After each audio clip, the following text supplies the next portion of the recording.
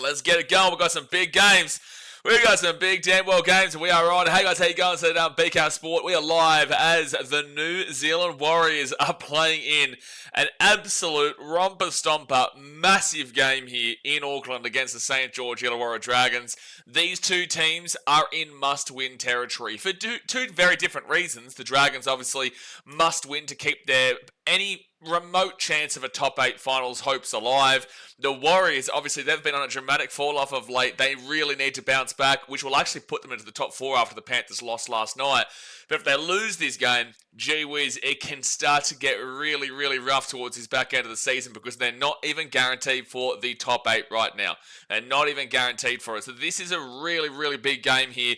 Both teams, but for two very, very different reasons. Or you could even argue the Dragons' reason is similar with the Warriors in the sense that they are both still fighting for the top 8. It really is just as simple as that. And I guarantee we go back 6-8 weeks ago, you never would have thought the Warriors would be in this situation. You just never would have thought that New Zealand would be here considering how well they started off the season. But as we've said multiple times throughout streams, the Warriors, before obviously Luke Metcalf went down injured, that was obviously really, really tough to see because he was flying at the top of the Dally M's. You know, Mitch Barnett also getting injured.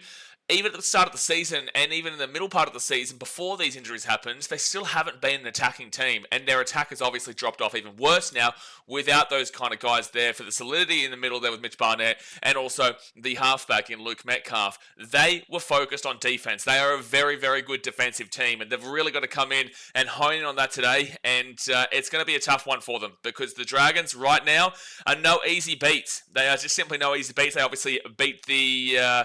Who did they beat last week? They beat the Sharks, that's right. Yeah, they beat the Cronulla Sharks in a game that, look, it's not necessarily an insane surprise, to be completely fair, because the Sharks are obviously in their own situation. But at the end of the day, the Dragons actually played some really good footy. They really did, and they just need to win every game from here on out. It's as simple as that. They need to win every single game from here on out. So, look, let's get into these two team lineups. Obviously, huge games this weekend. We will be live as well for the Bulldogs versus Roosters game right after this, which is just as damn well big, man. Like, honestly, there's no games really this weekend that mean absolutely nothing. But, guys, obviously, hit that like button. Subscribe if you're new around here. A big shout out to Wailaloa in Fiji. I saw that comment there. It's a nice little reminder of home, man. So, a bit of Tosso Viti and Nakavakalevu, and I hope you're having a good time there. But, all right, let's get into these two team lineups between the Warriors and the Dragons. So, this is also Indigenous round. All teams are able to get a home Indigenous game. I believe. I could be mistaken, and there could be a couple of double-ups, but I don't think so. Point of the matter is that all these teams are getting their chance at Indigenous round. And the New Zealand Warriors, they're represented by Aotearoa, and they are in 5th position, while the St. George Illawarra Dragons are represented by the Darawal and Yuin people, and they come into this game from 11th position. And this is Go Media Stadium in Auckland, and I don't know how to pronounce this, but I'll do my best. Te Pa'ao Rarotonga is what it has there for Auckland. Now, the ins, Tanner Boyd and Wade Egan, with the outs being Kurt Catewell and Tamati Martin. The fullback is Tane Tuapiki, with the wingers being Dallin Watani-Zelezniak and Roger Tuivasa-Sheck. Centres of Adam Pompey and Chance Nichol-Klukstad, with the 5'8" being Channel Harris-Tavita, and my boy, Tanner Boyd, does not miss. He comes into the halfback position. Now, the front row forwards are James Fisher-Harris, who is the captain, and Jackson Ford, with the number 9 being Wade Egan. Back row of Leka Halasima and Marata Niakore. And then the 13 is the big old Aaron Clark. Interchange is Samuel Healy, Eddie Jeremiah Tuava, Dimitri Kvemalga, and Tanner Stowers Smith, with the 18th man replacement being Freddie Lussick, and the coach is Andrew Webster. Geez, what can I say right now that people don't already know about where the Warriors are situated? They are in a very tough slog in a part of their season where they're currently on a 3-game losing streak. They have not won since their win against the Knights, and they're very, very close to having 4 straight losses because that Knights game, where they did win 20-15, was look, I don't want to say it, but I'm going to say it was a bit of a fluky try. That Leka Halasima did absolutely fantastic to score, but obviously Tanner Boyd went for the field goal. It was charged down, fell into the hands of Leka Halasima, and then he went and scored, right on the siren. The siren was going as he put the ball down. So the point is that they are very close here to a 4-game losing streak, but very luckily enough, they did get that try. So they are only on the 3 games. But last week, it just wasn't a good performance against the Dogs. Both teams aren't really well known for wet weather footy, especially not the Bulldogs, but they did get that win 32-14 there, Canterbury, which was huge for their season. And it was just a massive game that the Warriors really needed to turn up for a lot more, and they unfortunately didn't. But, you just got to hope that it wasn't your day. In the wet weather, the Bulldogs were the better team. A couple of controversial calls, but at the end of the day, the Bulldogs were clearly the better team. You go back to the week beforehand, they should have won against the Dolphins. They were the better team. They really were. They had a lot of players out in that game, a lot of shifted players across positions. But at the end of the day, they found a way to lose it too and lost 20-18 in New Zealand in the dying seconds of the game. And then you go back to the game against the Titans, who are the bogey team for the Warriors. The Warriors haven't beaten them in Auckland since like 2018 or something ridiculous, or 2017. And just don't know how to beat the Titans in the 2020s. It's really strange because they used to be the bogey team for the Titans, where they would always beat them. So, look, it's very interesting that kind of situation there with the Titans, because obviously they're not great. They're in 17th position right now. But at the end of the day, the Warriors' 3-game slide has been poor. Yeah, they beat the Knights 20-15. Knights are a bit of a whatever team with that, and they really had to kind of dig deep right into the last seconds. They beat the Tigers 34-14, a bit of a whatever team. And then you go to the Broncos, and it's 26-12 to the Bronx, and that was, full of errors, the Broncos, but they just simply were able to get the job done comparatively to the Warriors. You go back to the Panthers game where they lost 28-18, which was, I believe, without all of the origin stars there for the Panthers. They went over there. No one expected them to win. The Panthers did get that win. And then you go back to the game against the Sharks where they won 40-10, which is a 50-50, probably more so 60-40 good result there, on the basis that the Sharks are a team up in the top 8, but they've got a lot of questions themselves that they need to answer tomorrow, even though they're just gone up against the Titans. But look, overall, in recent record, the Warriors are a very, very hard team to kind of back in and say that they're going to get the job done. But you've just got to hope that for the Warriors faithful out there, that they've got a couple of losses out of their system here. They've got a couple of players back into their team. They're going to go with their halfback of Tanner Boyd, instead of what they were doing last week, where they kind of changed it last second. They've got Wade Egan back in. Their forwards are there. I know they're still missing Mitch Barnett and whatnot, but ultimately, you've just got to hope that last week was a little bit of a downer. The last couple of weeks were a bit of a downer, and with the Panthers loss last night, it really fires the boys up at home in New Zealand to get back into the winning streak, get some momentum into the finals, and solidify a top 4 spot, because it is in your hands right now. A top 4 spot, Warriors fans, is in your hands right now. It is in your hands. If you win your games, you will make the top 4 based off of that loss last night for the Panthers. Now, the Dragons, their ins, Christian Tuipulotu, Loko Pacific Tonga, and Matthew Fianay, with the outs being Ben Murdoch-Masila, Blake Laurie, and Moses Sully. Now, the fullback is Clint Gutherson, who is the captain. He's been a fantastic signing for them this season, with the wingers being Corey Allen, and Christian Tuipulotu comes onto the wing. Centres of Hayden Buchanan and Matthew Fianay, with the 5'8" being Lycan King Togia, and the halfback Kyle Flanagan. Front row forwards are Emre Gula and David Clemmer, with Damien Cook in the number 9 position, with the back rowers being Luciano Leilua and Hamish Stewart. The 13 is Jack DeBellin. Interchange of Jacob Little, Jacob Halangahu, Hame Sele, and Loko Pacific Tonga, with the 18th man replacement being Tyrell Sloan, who dropped from the starting wing onto the 18th man, and the coach is Shane Flanagan. This Dragons team is very inconsistent, but they've also been playing some pretty decent footy of late. They really have been, but you don't know whether to back them in either, to be fair. Their last 2 wins have been absolutely fantastic, but then you go back to the Cowboys game and you're just like, well, what the shit is this? They go and beat the Sharks, a top 8 team, 22-14, and although the Sharks played horrifically, they were awful in that game, Cronulla. At the end of the day, the Dragons still did what they needed to do, and they were solid. A lot of Sharks fans will try and tell you that the Sharks were so bad that it made the Dragons look good. I disagree. I think the Dragons actually played a pretty well-rounded game in that game and just simply were the better team. And they beat the Raiders, who are in first position, 18-12 at the Gong. Now, there was a bit of rain around. It was, a lot of wind around, obviously, down there in the Gong. We all know that's the case there at that stadium. But they both played in the same conditions. And the Dragons have won 2 games in a row against 2 top 8 teams. But then you go back and you see them lose 38-32 to the Cowboys, and you're just like, hello?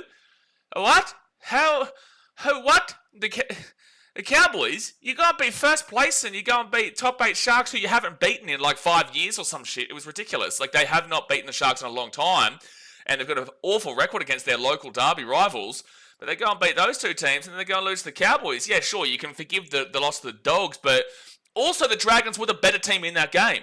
The Dragons lost 20-18 to the Bulldogs a month ago, But they should have won the game. They obviously conceded in the last few seconds where the Dogs were able to win because the Dragons decided to go for a short dropout when they should have been going for a long dropout, which ultimately basically handed the Dogs the game there. So, look, that's a pretty positive result rather than just looking at it as a loss and a negative result. That's actually a pretty good one there for the Dragons. So, for me, on a mental standpoint, like I'm giving them 3 out of their last 4 games. Obviously, they're only 2 out of their last 4 games.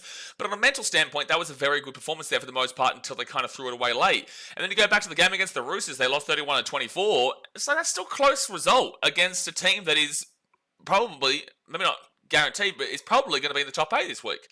Probably. Like, it's the Dragons are playing better footy than people are giving them credit for. And then you even go back to when they lost to the Raiders in Canberra, who, again, at first, it was 28-24 to Canberra. So a very close game there. So I think that if you look at the recent stretch here for the Dragons, after their 18-0 collapse at half-time to the Sharks, where the Sharks won 30-18, ever since then, the only really negative result that I can look at is that Cowboys 38-32 game. Because you realistically shouldn't be giving up 38 points to the Cowboys, who are down there in 4th last right now. And it's no surprise that you scored 32 points, but you shouldn't be giving up 38 points to the Cowboys, who, they're not the same attacking team that you guys we've all been used to for many years now. The Cowboys are not that team at the moment, so that was disappointing. But outside of that, 1, 2, 3, 4, 5, 6. So 6 out of their last 7 games, I think, are very positive, regardless of the fact that they lost the Dogs and the Roosters. I think that it's mostly positive. So look, who do I tip here today? I really don't know. I think that this is the time the Warriors have to do something, and I'm actually going to back them. This is do or die, though, for the Dragons, and anything can happen. You just don't know which way it's going to go. The Warriors, if they're consistent with their form, they're going to lose this game, and might actually lose this game quite well. If the Dragons come in and play like they have been over the last 6-7 weeks, the Dragons probably should win this game. I don't think they'd be favourites. I think the Warriors should be favourites here, but I don't know. I'm not in Australia, so I can't see the betting odds and whatnot. But I would assume that the Warriors are favourites here, despite their form. But I could absolutely see a world the Dragons come in and steal it, which would then, obviously we'll get into the ladder in a second, that would then put them 2 points out of the top 8. Obviously, the Dolphins and Broncos still play, and the Roosters still play against the Dogs later on tonight, but would put them in a range. I don't know. I just get a bit of a vibe, I get a bit of a gut feeling that the Warriors should be able to get the job done here today, and maybe this is going to be the inconsistent game that we're so used to with the Dragons, whilst the Warriors are going to be utilising last night's Panthers loss to put themselves back into a double chance position going into the finals, and the Warriors don't have a ridiculously difficult stretch coming home. Like, you go through the back end of the season here. I know they play the Titans next week, which is, again, your bogey team, and you lost them a couple of weeks ago, but you play the Titans next week, you play the Eels the week after, and then you play Manly. Manly is probably the toughest one there. On a mental standpoint, maybe it's the Titans based off of the recent years record and the bogey team status. But outside of that, it's not a difficult run home. And the Warriors, they realistically should definitely be making the 8. And they realistically, if they think they're any kind of competition to actually win the comp this year, they must win 3 out of those 4 games at a minimum. They genuinely should. Because I tell you what, the Panthers will do it. I tell you what, the Storm would do it. The Raiders will do it. The Bulldogs will do it. It's not saying that they're going to win against their opposition, because those teams actually have quite hard run homes. But the point is that those opposition teams, the Warriors are playing this back end stretch.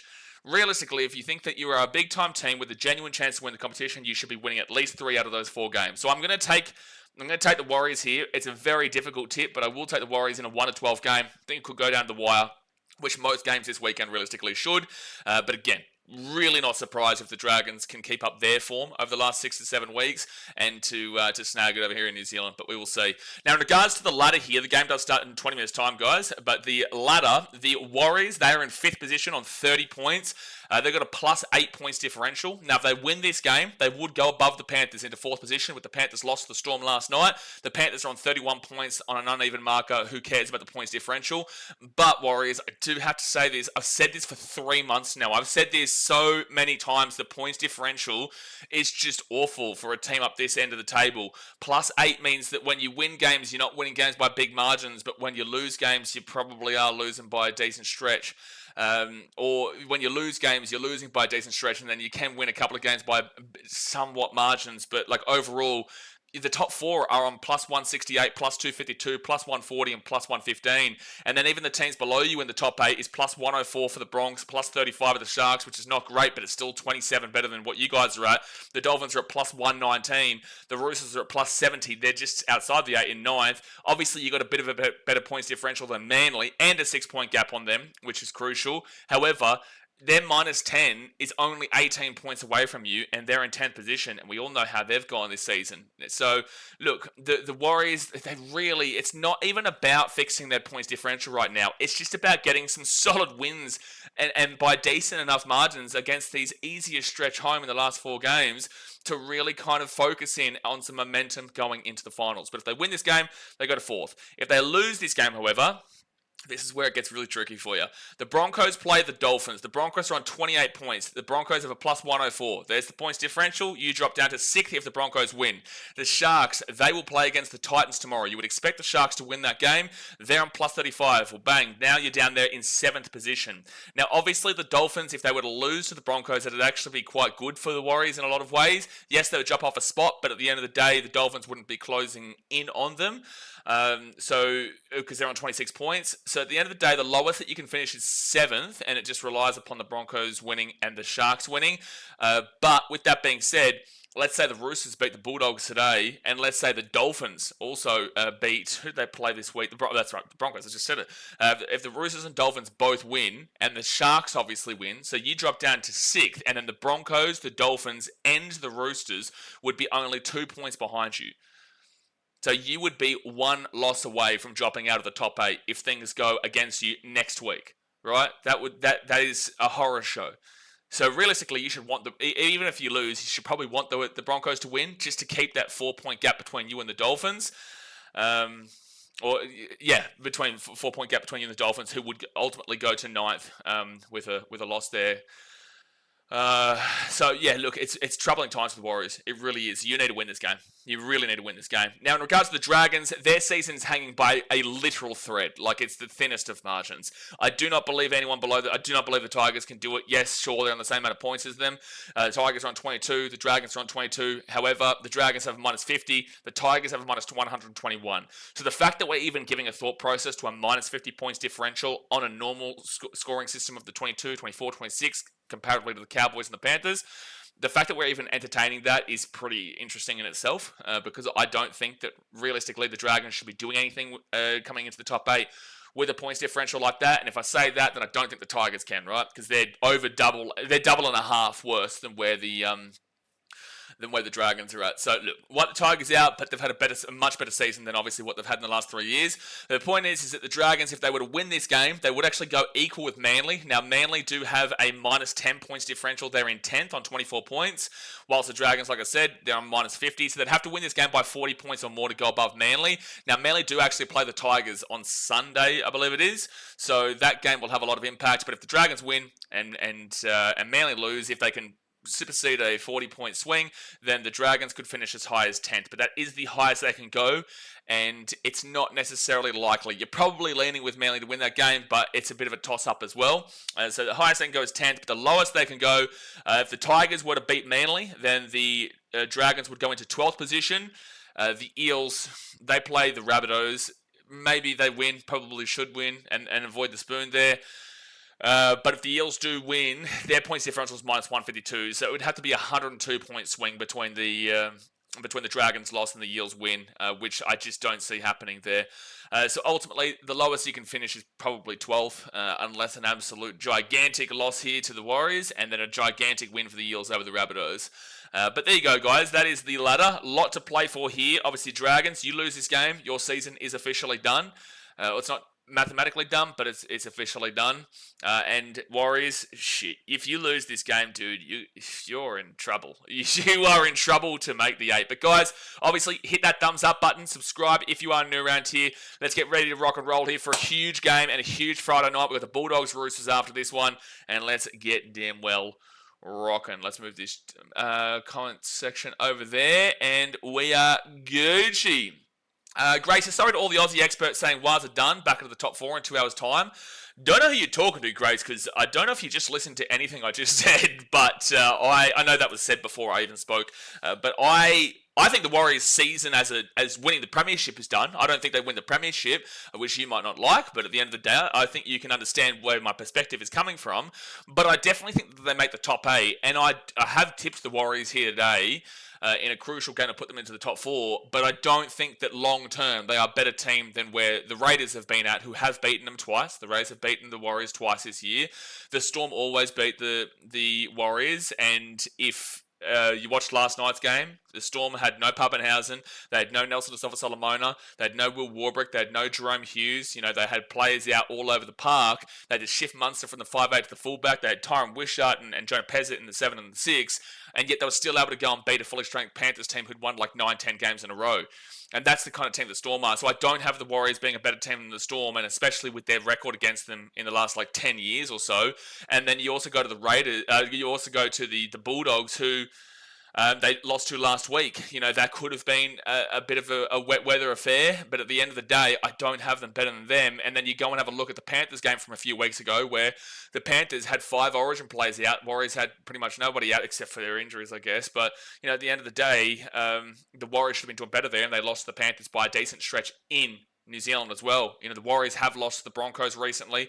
The Warriors obviously have beaten the Sharks, which is great, and they have lost to the Dolphins recently. So the only games recently across this year, I think the Warriors might have beat the Broncos earlier on in the year.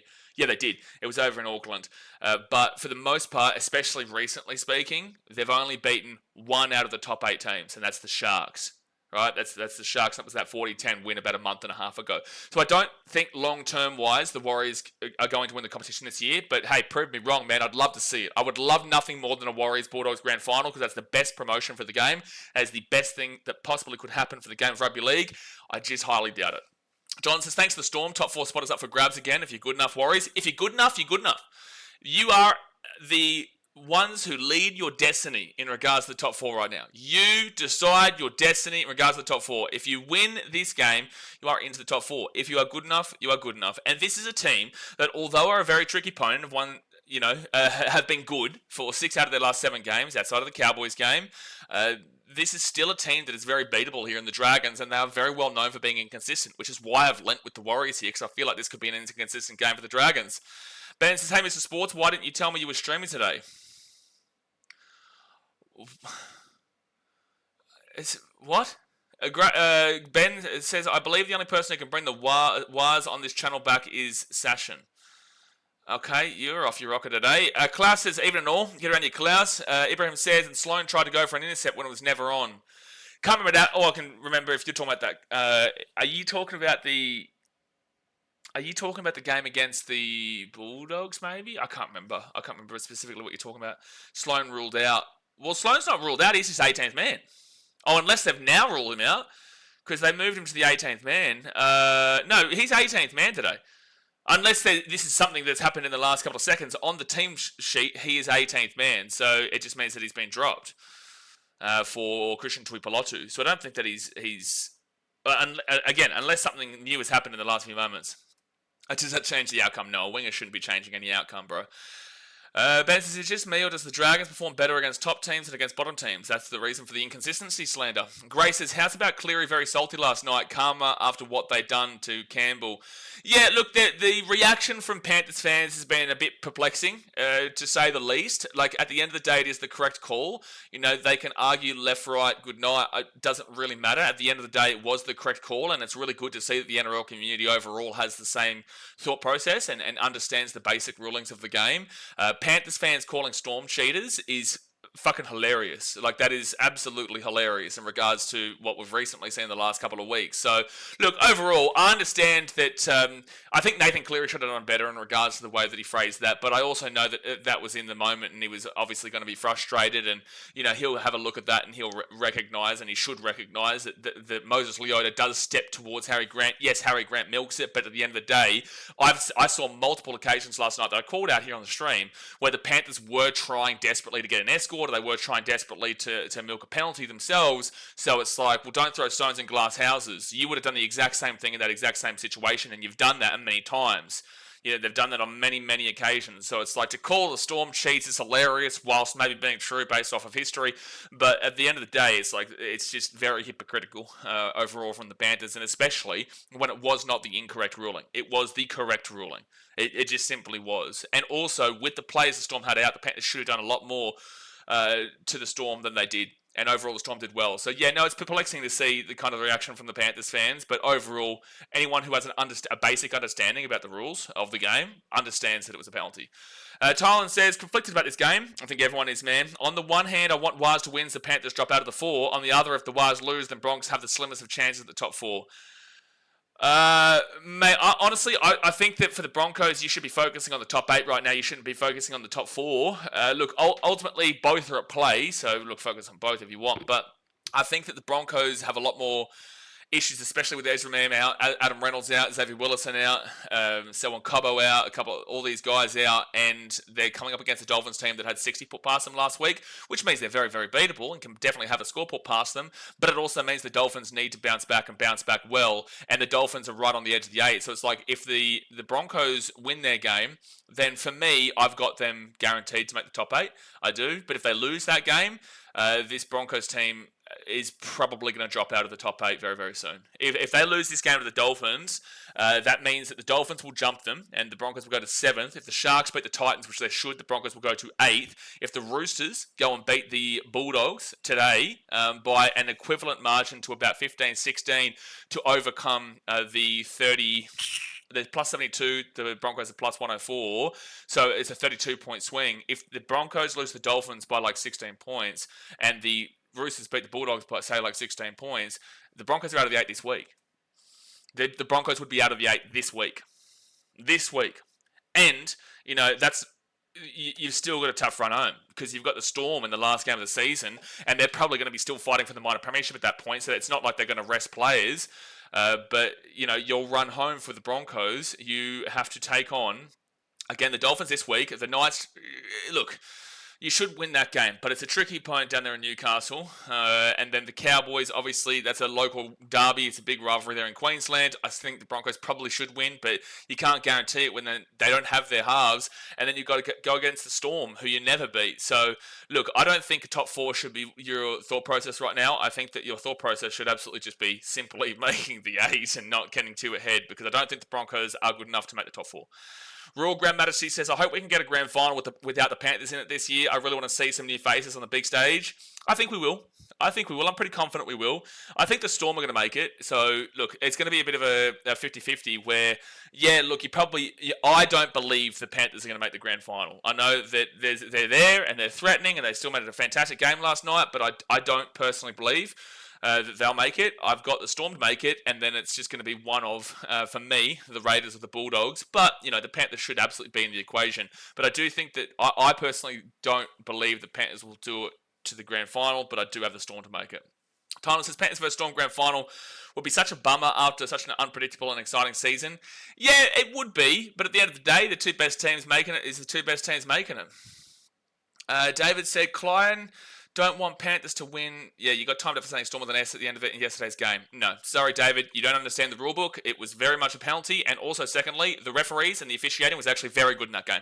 It was very good. The ball was in play for about 62 minutes of the game, which means that only 18 minutes of the game was there standing around or cooking the ball out or whatnot. The officiating was handled very, very appropriately.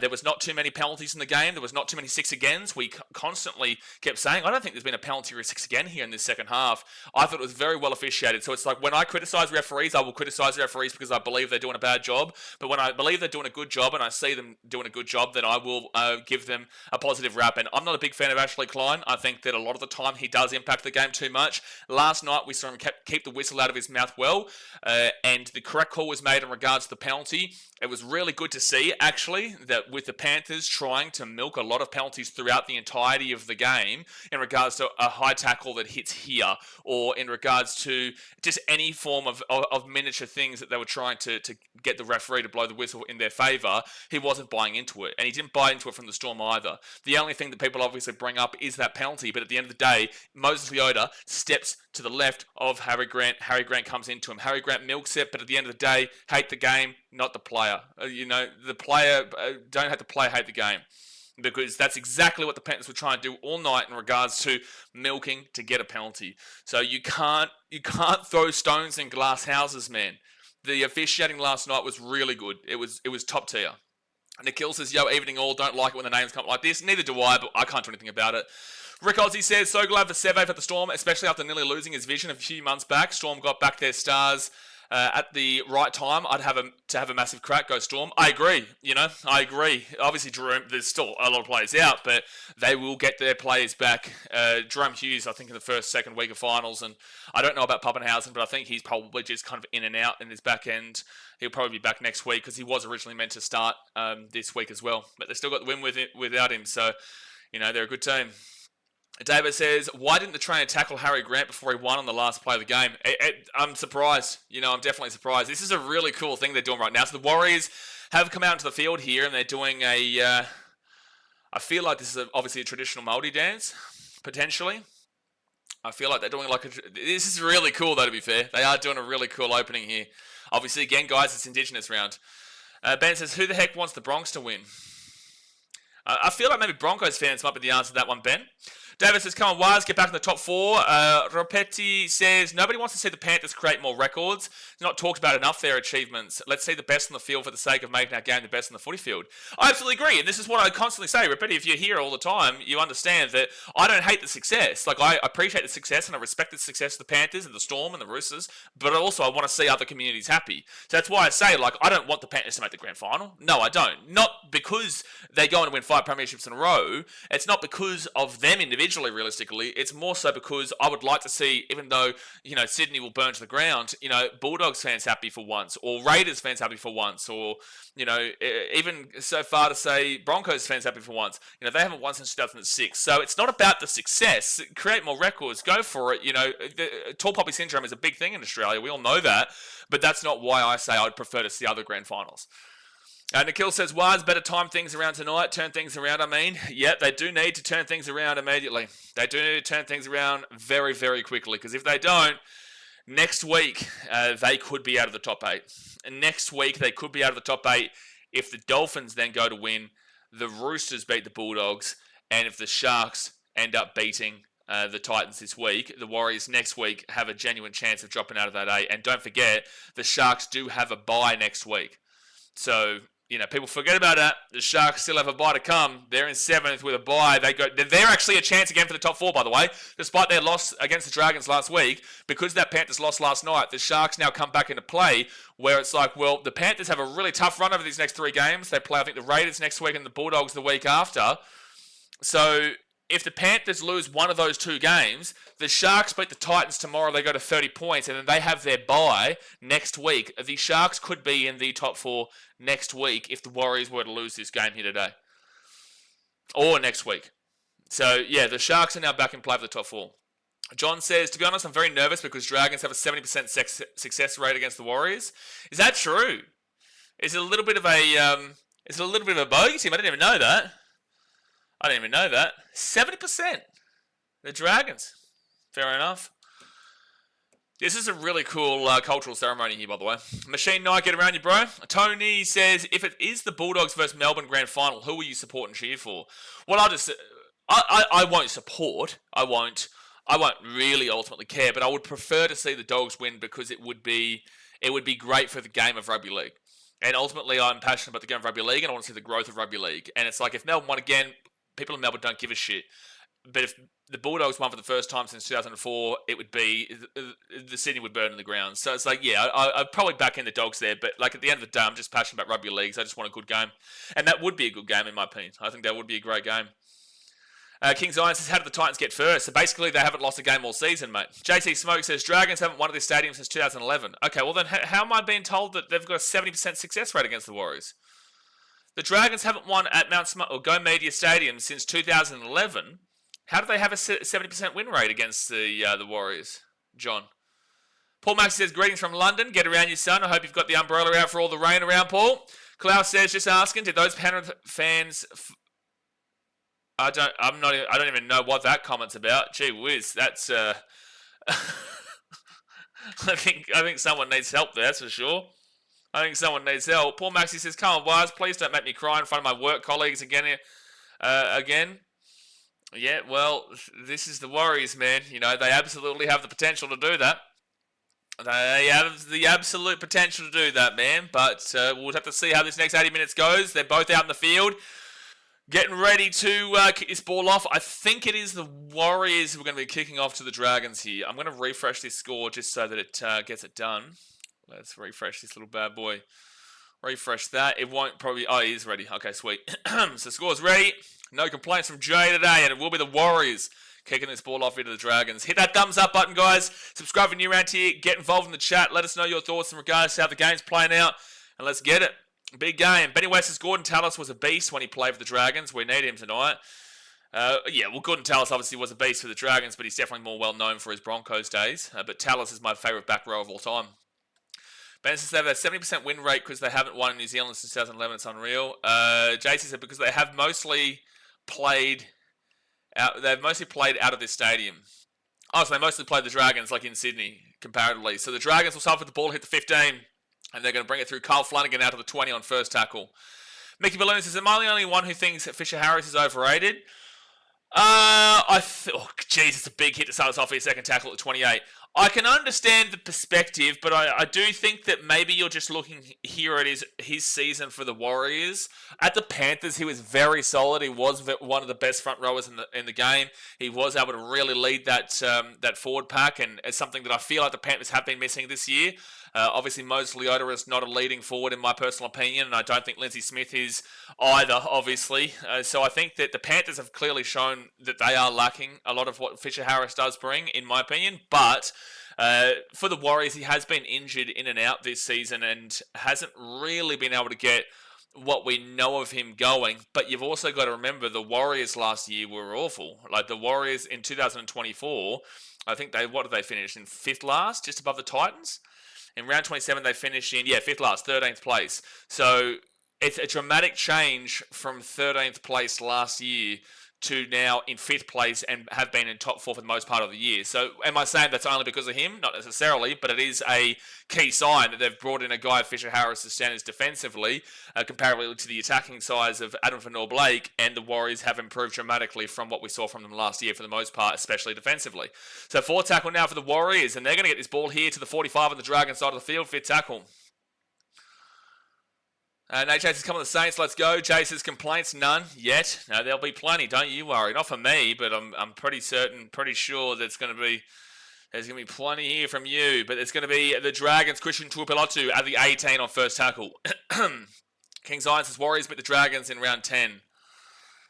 What was that score? I would have streamed it, but what was that score?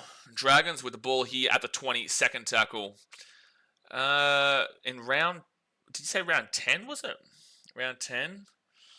It was... Oh, that's right. 15-14. Yeah, it was a crazy game.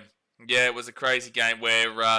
that's right. The Warriors took an early lead, and then the Dragons actually came back to make it 14-4. It was 14-0 to the Warriors, I think, at halftime, and the Dragons made it 14-14 before the Warriors obviously kicked the field goal to win the game. So, yeah, that was a crazy game. So, Cole Flanagan now from the 50. He'll kick this ball into the corner where it's going to be Tane Tuolpiki at the 15 to the 20. And he'll get away from one, and he'll be taken down. He'll get smashed by Damien Cook. David says, go the Dragons, even though with underdog tag, hope you win by 1 or 12. Support from Papua New Guinea. Get around Papua New Guinea. And now Adam Pompey with a strong run to the 25 on second tackle.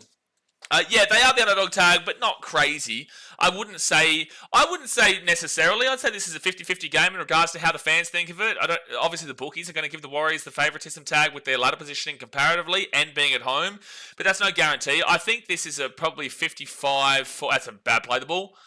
That absolutely should have been a bad play the ball there. Yeah, exactly. Commentary brought it up too. That should have been a mistake there from the Warriors, but sure. So Fitz, who's the referee today? Who's your... Oh no, is it... Who is this? I can't see. It's not... Is it... I can't see right now. They haven't got the referee in view. Maybe it's Todd Smith off of quick, brief glance. I can't see. I can't be bothered to keep waiting for it. But yeah, I would say that this is a very, very close game, whereas it can go either way. But I can understand the favouritism tag for the Wires. Ben says, with the Dragons, do you see them improving if Kyle stays in the 7? No. So 4 tackle here at the 35 for the Dragons, and it's Jack DeBellin. 36 minutes to go the first half. Sunder says, if Warriors lose today, I'm writing them off for finals. I don't think so. I don't think that should be done. Their run home is the Titans, the Eels, and Manly, and that would rely upon still a lot of results going against them other ways as well. I still have them for the finals, but unless you're saying you're writing them off to win the competition, I've already kind of written them off to win the competition. But if you're saying to write them off to win the competition, sure. But I think that's a bit ballsy to back in so many opposite results, and also the Warriors to lose most of their games when they're playing the last place Titans, the 5th last place Eels, and Manly, who are a shambles right now, but still fighting for the 8 in Manly. All right, so third tackle here at the 40 for the Warriors. Wade Egan off to channel Harris Tavita, and Harris Tavita will get this ball to the 48 on the Dragon side of the field. Like he says, Titans versus Frauds tomorrow. Titans have every chance to win that. Absolutely, mate. Absolutely. Massive fraud alerts. Well, it's 1st versus 8th, mate. You know, you got to give that credit. Laurie says, hi, Blaze J. Evans team. Come on, let's go up to Waz. Good luck to the Dragons here. We'll get this ball at the 13. And it's Gutherson taking it up to 15. Benny West says, can you use chopsticks? It's an underrated skill. Go Dragons. Well, I'm in Vietnam and I've been in Thailand for the last 5 months, Thailand and Vietnam. So if I couldn't use chopsticks, there would be a major problem in life. There'd be a major problem eating at restaurants. Even though in Vietnam they give you spoons and whatnot, sometimes in Thailand they don't. But no, I've been able to use chopsticks since I was a lot younger anyway. Third tackle, Jack to Bellin, gives it out to King Tagia. Gutherson, here we go. Chance here for the Dragons. Here at the 50, the 45, the 40, the 35, the 30, 25, 20. It's a 2-on-1. It's a 2-on-1. It's a 2. Oh, no! Dragons, no. Oh, he faked it to the left and then went back onto the inside. And as Fiane is trying to pass it into the inside man, he loses control of the ball and knocks it on. So Warriors will get the ball here at the 20 as they let it go dead over the dead ball line. So, geez, that was a guaranteed try that was absolutely bombed. That is a bomb try and a half from the Dragons. That was a great play down that left-hand side. That right-hand edge of the Warriors, everyone's going to blame Watani Zelezniak. Again, if you look at what just happened, you can see the centre and the back rower and the entire Warriors have shifted inwards.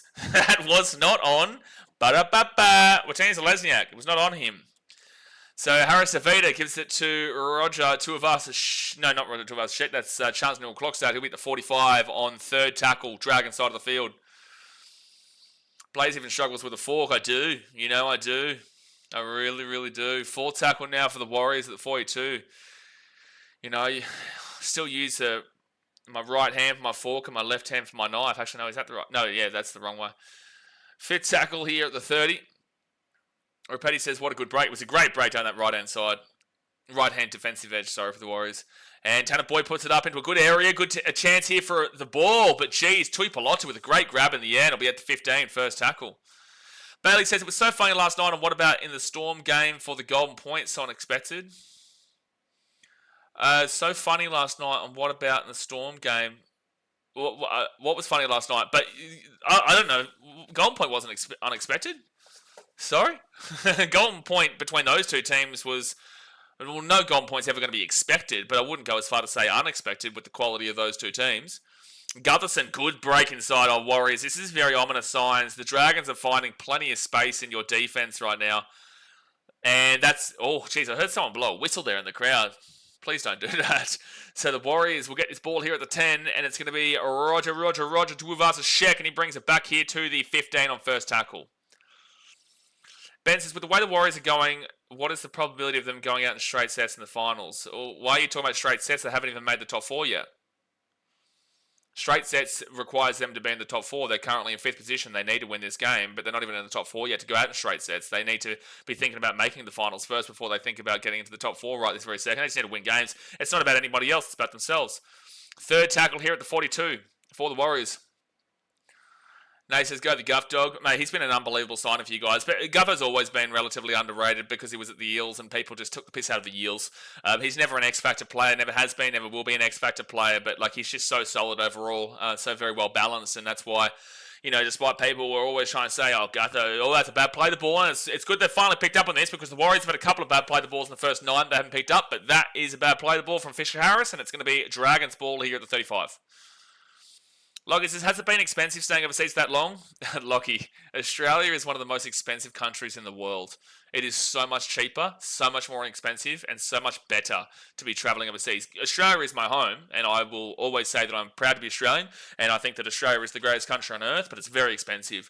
I can stay in beautiful hotels, whether it be in India or Thailand or Vietnam, mainly Thailand, Vietnam, but beautiful hotels for way cheaper across a month than what you'd be paying on a regular rent kind of deal. Way cheaper. And the food is way cheaper. Everything is way cheaper, dude. So, no, it's very easy to be travelling overseas. So, second tackle now, and Flanagan gives it off to Hayden Buchanan, who's at the 45. That's got a high tackle. Fisher Harris not got off to a good start here. Bad play the ball and then a high tackle. That's not going to help the thought process of that person in the chat before who was saying Fisher Harris is overrated. But 10 minutes into the first half, 30 minutes to go in the first half. Hit that thumbs up button and subscribe if you're new around here. Rapetti says Cook is carving them up. Yeah, he is. He is. Well, the Dragons have been all over the Warriors in this first 10 minutes. Especially with that line break down the left-hand side. They had some pretty good meters up the middle, and now they're getting a penalty here, which is going to give the first attack an opportunity of the game for both teams. They're 10 meters out. Now, the Dragons, attacking-wise this season, they have scored 444 points, which is actually better than the Warriors at 423. The Warriors are... they're like 13th for attack still. They are like 13th for attack still. That's a big yikes. I'll get into that in a second. Second tackle now for the Dragons, the 10. And there's a slip over here from one of the Warriors players. And not Hamasello. Who is number 8 there? Emre. So Damien Cook, he'll be at the 5. Off to King Togia. Kyle Flanagan out right-hand side. Oh, I thought he should have backed himself there, but he comes back in. There was a 2-on-0 out there, but he decided to cut back into the left rather than pass it out. Forward tackle for the Dragons, and Flanagan, he'll then get it off to King Tongia, and Tongia is going to be 10 metres out from the line, fit tackle. Geez, I think the Dragons have bombed a couple of tries in this game already. I'd say they've bombed 2 tries already. Kyle Flanagan, short ball, but don't worry, they will score anyway. That is a try time for Matty Feeney, and it's 4-0 here to the Dragons with a kick to come. This defense, the Warriors, I'm sorry, but this is not good enough. Like, this defense in this opening 11 minutes of this game has just simply not been good enough here, and the Dragons have rightfully, deservedly, scored first here with Matthew Feeney. That was just simply too easy. It was simply too easy, and it has been really easy work here for the Dragons in the first 11 minutes. You go to the team stats, the Dragons have had... it's actually crazy to think this. The Warriors actually have more running meters with a little bit more possession, a little bit more of their runs, but I don't actually understand this. It says 31 runs for 305 run meters for the Warriors and 27 runs for 250 run meters for the Dragons. It doesn't feel that way. It really doesn't feel that way. It feels like the Dragons are cutting them up quite frequently, but obviously not.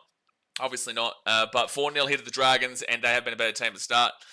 Brocky Sports with the $8 donation. So should I start a right with the local bikies? Hard decision. Thank you for your $8 dono, but you definitely need help, Brocky, that's for sure. You're definitely a big help seeker. You're going to need to seek help, that's for sure. But you know who doesn't need to seek help right now? It's the Dragons, because they do take the lead here in a big game. It is a big game for them. And Warriors, oh boy, you could be in 7th by the end of this weekend. Jay says, tell your friend to check out his OnlyFans. Oh wait, David Green said, my friend on board wants to know if you are married as you look cute.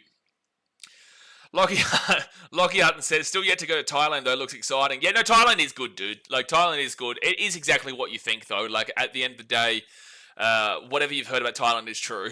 India is 50-50. It's like, half of it is true, half of it is, half of it is not true. But, like, at the end of the day, Thailand is very much exactly what you would expect it to be. 4-0 here with 13 minutes into the first half. Nikhil says, and Kiwis go to Oz because here is too expensive. Well, Oz and New Zealand are both very expensive. Australia and New Zealand are both very expensive. Robbo says, where are you now? I ain't been in the chat for a while. Yeah, because you know the season's been done for a while. Now the season is a little bit of hope here, Robbo, for the Dragons. Now you're back. You're like, oh yeah, no, Dragons might have a chance here to top 8. So now I'm going to arrive back on the scene. Yeah, no, Robbo, I see you, buddy. Yeah, no, I've got my eyes on you, champion, old pal, old bucko. Deary me, Robbo. But no, I'm in Vietnam, mate. I'm in Ho Chi Minh. Saigon. Saigon, Ho Chi Minh, Vietnam. So the Dragons at the 9. They'll give it off to David Clemmer, and Clemmer's going to be here at the 20 on first tackle. Brenton says, doing Mr. Streamer. Well, you know what I'm doing? I'm doing a stream. That's why I'm Mr. Streamer. So that's what I'm doing here, Brenton. Well done. Jason's Dragon Smash. Haruhoni says, we better win. It's not looking pretty, but long way to go. Second tackle now for the Dragons, and it's Damien Cook. Gets it off to Flanagan, and Flanagan, he'll get taken down to the 35 on third tackle.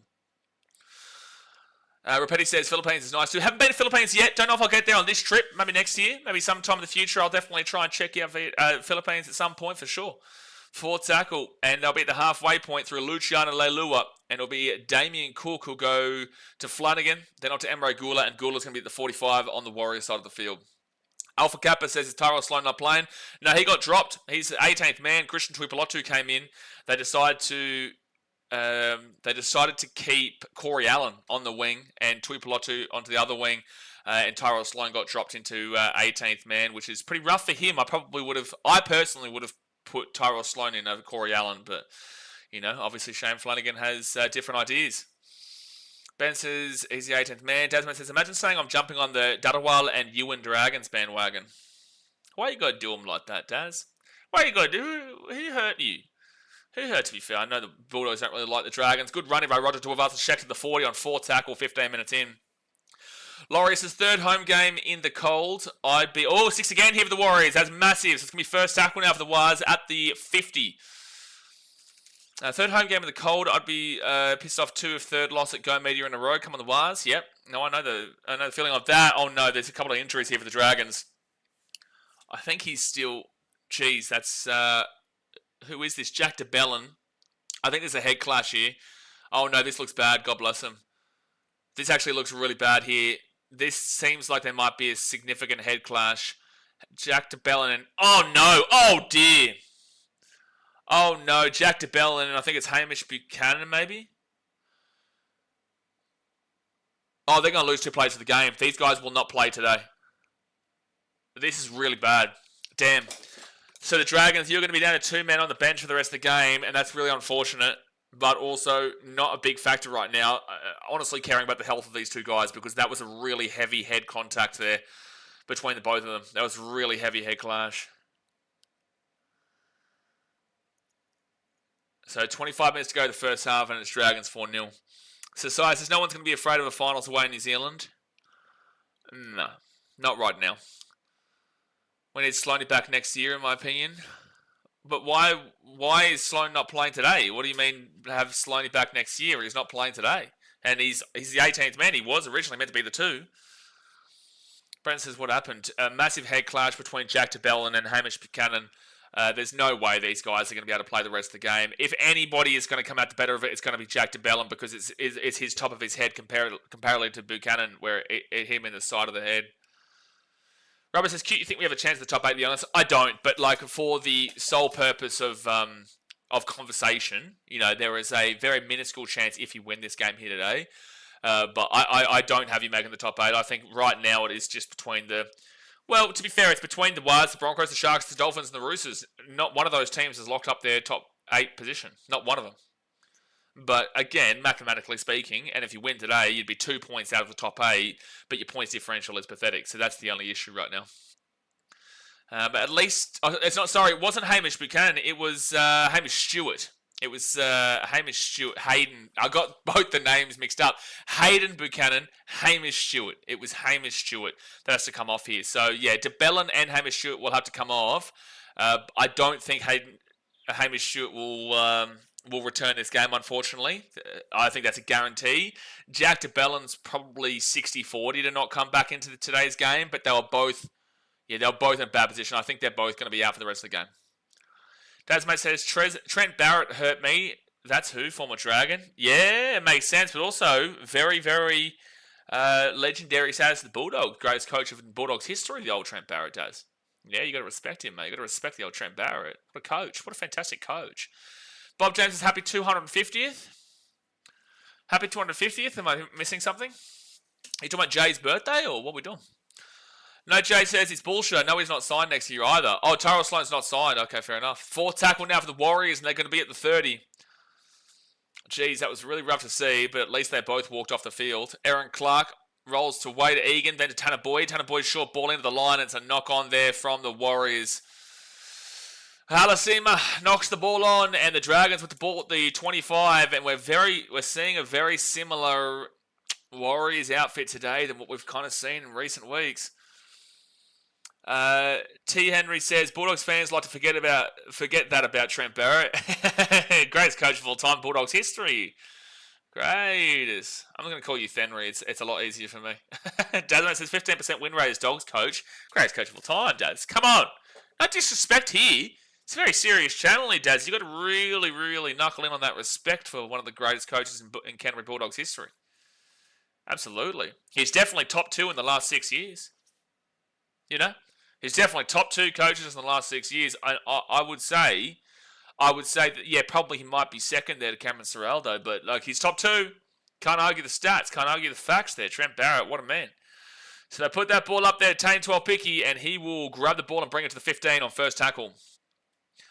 And Nate J says, Brownie slapped Bazza for your Dazza. Geez, that is a very Australian sentence. Out of the left-hand side, Harris to Vader off to Chancellor Krukstad, and then in Leka Halasima, he will... Oh, no, did he lose that ball? Yeah, he did. Oh, no, Warriors. Oh, no, he's lost the ball. Oh, Warriors, we're getting back into the same territory of the last couple of months. We're in the same territory. There's no improvement here. No improvement. Cedric says, I've made a bet against the Dragons to go the Warriors. Well, they're not helping you out right now. They're not helping you out as we speak. Mounty says, as a Panthers fan born in New Zealand, go the Dragons.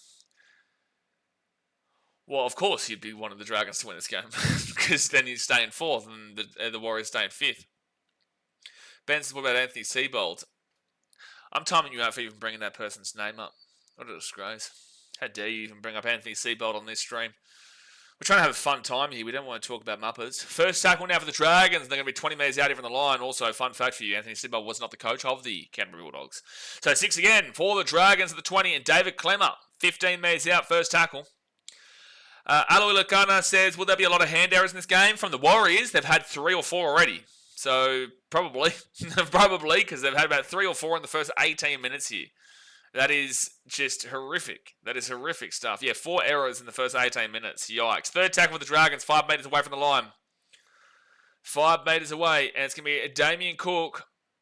They give it off to Gutho. Gutho then to Hamish Buchanan, and that's a try time for Corey Allen. It's 8-0 with the kick to come. No forward pass. Don't worry, Warriors fans.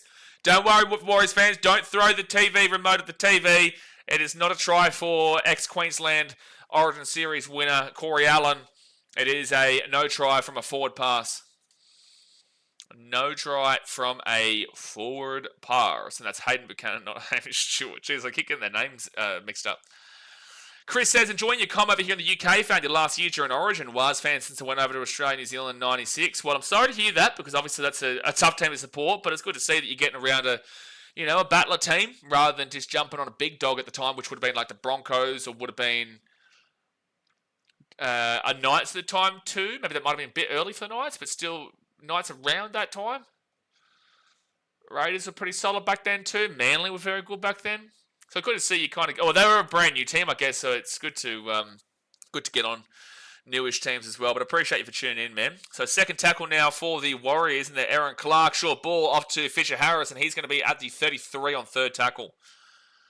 Rapetti says, pressure is killing the Wars. They need a couple of good sets. They absolutely just need to complete some sets here. Warriors now at the 42 on fourth tackle. Yeah, it was all Broncos back then, yeah. And Tanner Boyd, good step, and he'll be at the 45 fifth tackle. 20 minutes gone in the first half, guys. 20 minutes to go. Hit that thumbs up button and subscribe. And do not forget, Bulldogs Roosters. Later on today, another massive whomper of a game. And the Dragons will get that through Corey Allen, and he'll be taken down to the 23. Close to a high tackle, but it's fine. Brenton says, Dragons, their own worst enemy at the moment. Dragons, their own worst enemy. Same with the Warriors. they're both... I would not say this opening 20 minutes has been great quality football by any means. By any means. The Dragons definitely are making mistakes. The Warriors are making more mistakes.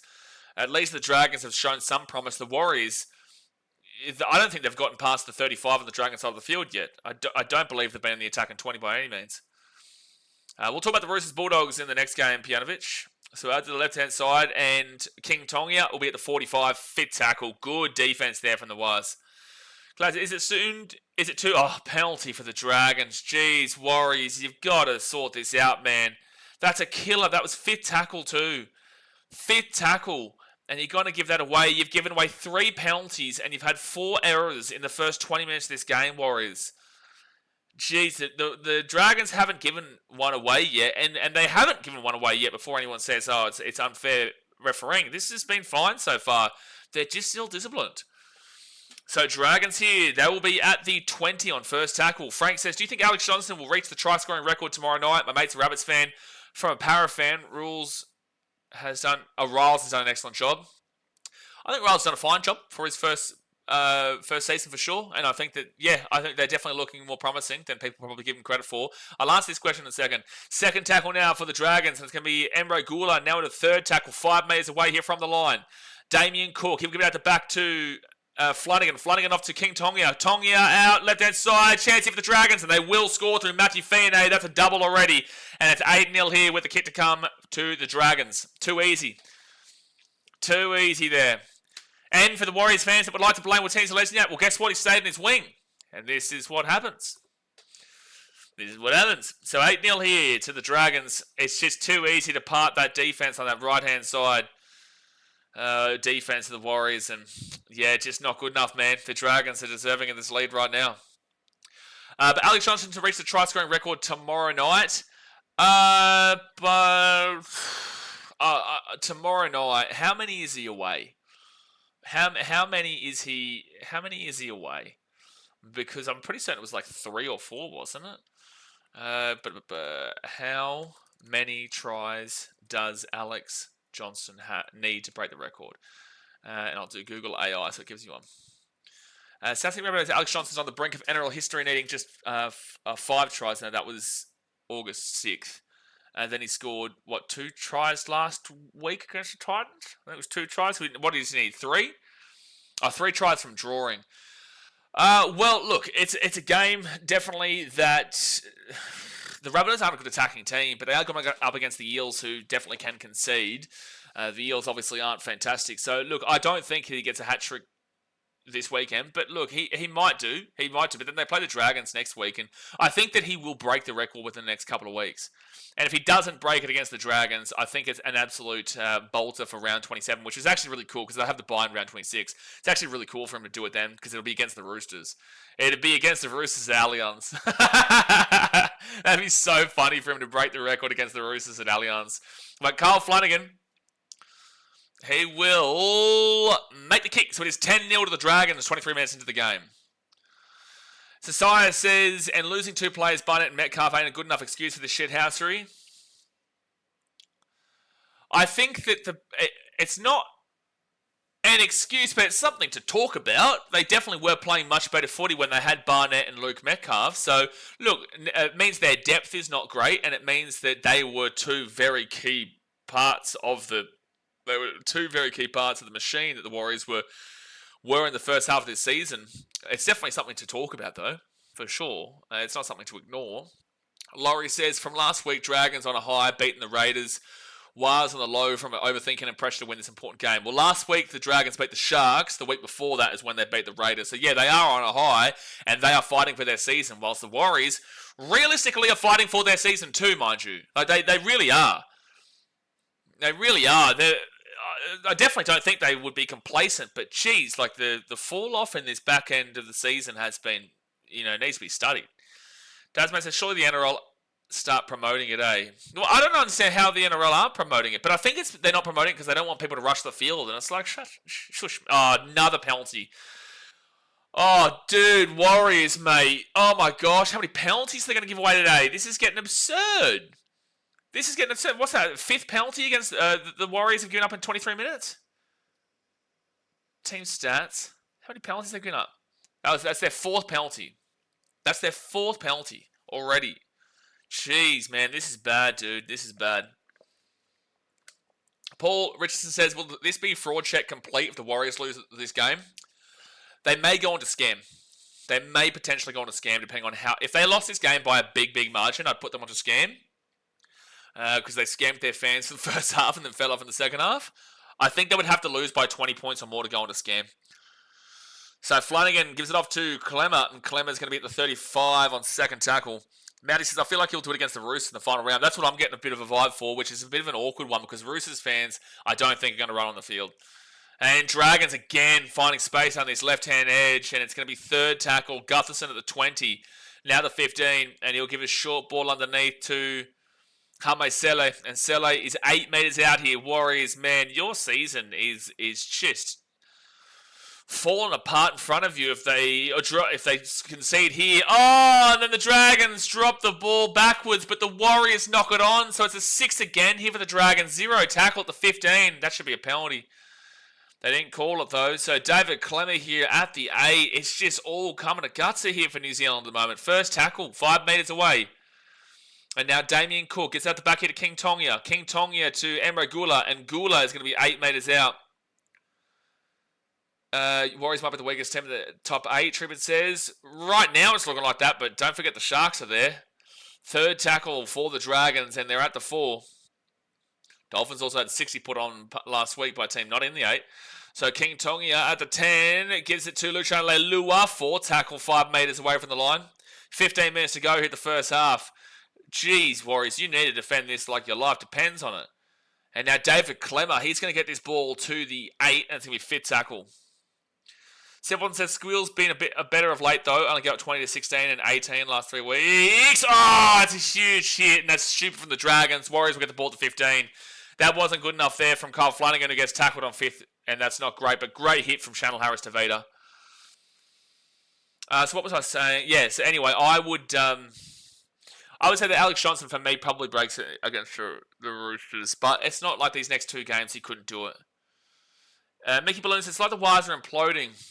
It definitely does feel like that over the last couple of months. And I think it realistically will come down to, like, Barnett was just such an underrated loss. Everyone's talking about Luke Metcalf, but Barnett was the big one for mine. Dazmate says, how many people rushed the court when LeBron broke the scoring record? NRL soft as. Well, look at what the AFL do. When Buddy Franklin broke the record, look at the AFL. Everyone in the stadium ran onto the field. Matty says, Warriors are playing shocking by the sounds of things. Yeah, Mountie, can't lie to you, man. They're not playing good footy. But it's only 10-0. There's still 54 and a half minutes to go here of the game. So there's still plenty of time here for the Warriors to save their bacon. But right now, the bacon's looking pretty damn well cooked. And a good run there from right near Corey at the 50 in its 3rd tackle. They roll it back to Adam Pompey. Pompey gives it off to Stowers Smith, and Stowers Smith is going to be at the 38. I don't think the Warriors have been in the attack on 30 at any stage of this game so far. So if they get in now, this will be their first time, and they won't get inside the 30. They're 31 metres out. 5th tackle. 5th tackle. And 6 again. Okay, well, you're going to get your first attacking opportunity of the game here, Warriors. That's stupid from the Dragons. They've given you a leg up and a chance to get back into it. Arguably a penalty there, but it's going to be Warriors ball here at the 20. First tackle. Okay, you need to do something with the ball here, Waz. You got to do something with the ball here. They go to Big Bunt, and he's 13 metres out from the line. 2nd tackle. And 6 again. Okay, Warriors do something with it here. That should ultimately be a penalty there. That should arguably have been. How many 6 agains are you going to give? That was another 6 again. And so first tackle, now it's 2nd tackle. 3 metres out! Oh my gosh, Jackson Force nearly scored. He's lost the ball. I think it's been stripped, which means I think that it's going to be a... No, the Dragons have got themselves out of the end goal. And it's 5 metres out. Yeah, it was stripped away. Oh, they're going to say it was a knock-on. Well, why is Gutho complaining? He's saying that's a knock-on here from the Warriors. I believe that it was a strip, which you're allowed to do from the Dragons over the line. Jeez, okay, so let's have a look at this again. So Jackson Ford pushes his way. No, he just lost the ball there. It was a knock-on. And then Gutho picked it up and then brought it out to the 5, passed it off to Hayden Buchanan and then got taken out to 5. I think what Gutho's arguing is that he wanted a 7-tackle set from the 20, but he just wasn't going to get it. Treatment says, Dragons fan speaking, so I'm a little biased, but what do you actually think about our team right now? I feel like something is coming together. I think that it's very, very tough to make an ultimate decision long-term based on a team finding form at the end of the year when you could argue that the season's relatively over, but they've still got something to play for. You know, this is a point of the year where teams that don't play well for the most part, have nothing to lose, and then just go out there and throw everything at it. So look, the Dragons do have something to lose, but they don't, because no one thinks the Dragons are going to make the top 8, and they probably aren't, even with a win here today. They probably just simply aren't. So look, I'll do a postseason. I do a postseason review for every single team at the end of the season, and there'll be a video. So if you aren't subscribed yet, the subscribe button, put the notification bell on, because the videos will come out for that. We'll speak about more about it then, because it's very difficult to get a read right as we currently speak in the middle of this game, and still with games to play, and in a time where it's like the Dragons are kind of there, but they're not there, if you know what I'm saying. So Warriors are at the 23, and it's going to be first tackle. I don't think this Dragons team is anywhere close to winning a premiership, but I think that they're able to win some good games. They're definitely able to lose some good games. Laurie says, why should have paid Ashley Klein to ref this game for a chance? Ashley Klein was actually really good last night in that Panthers versus Storm game. Third tackle for the Warriors at the 35 on their own side. It's going to be Watene Lesniak. That's a really good run there. You want to see that. Jeez, he's thrown his entire body to the line here. Oh, no. No, there's a player knocked out here for the Dragons. Hamiselo. God bless him. He's knocked out. Oh, no. The Dragons are going to lose another player. The Dragons are going to lose another player here. Did Jack DeBellin or Hamish Stewart get cleared?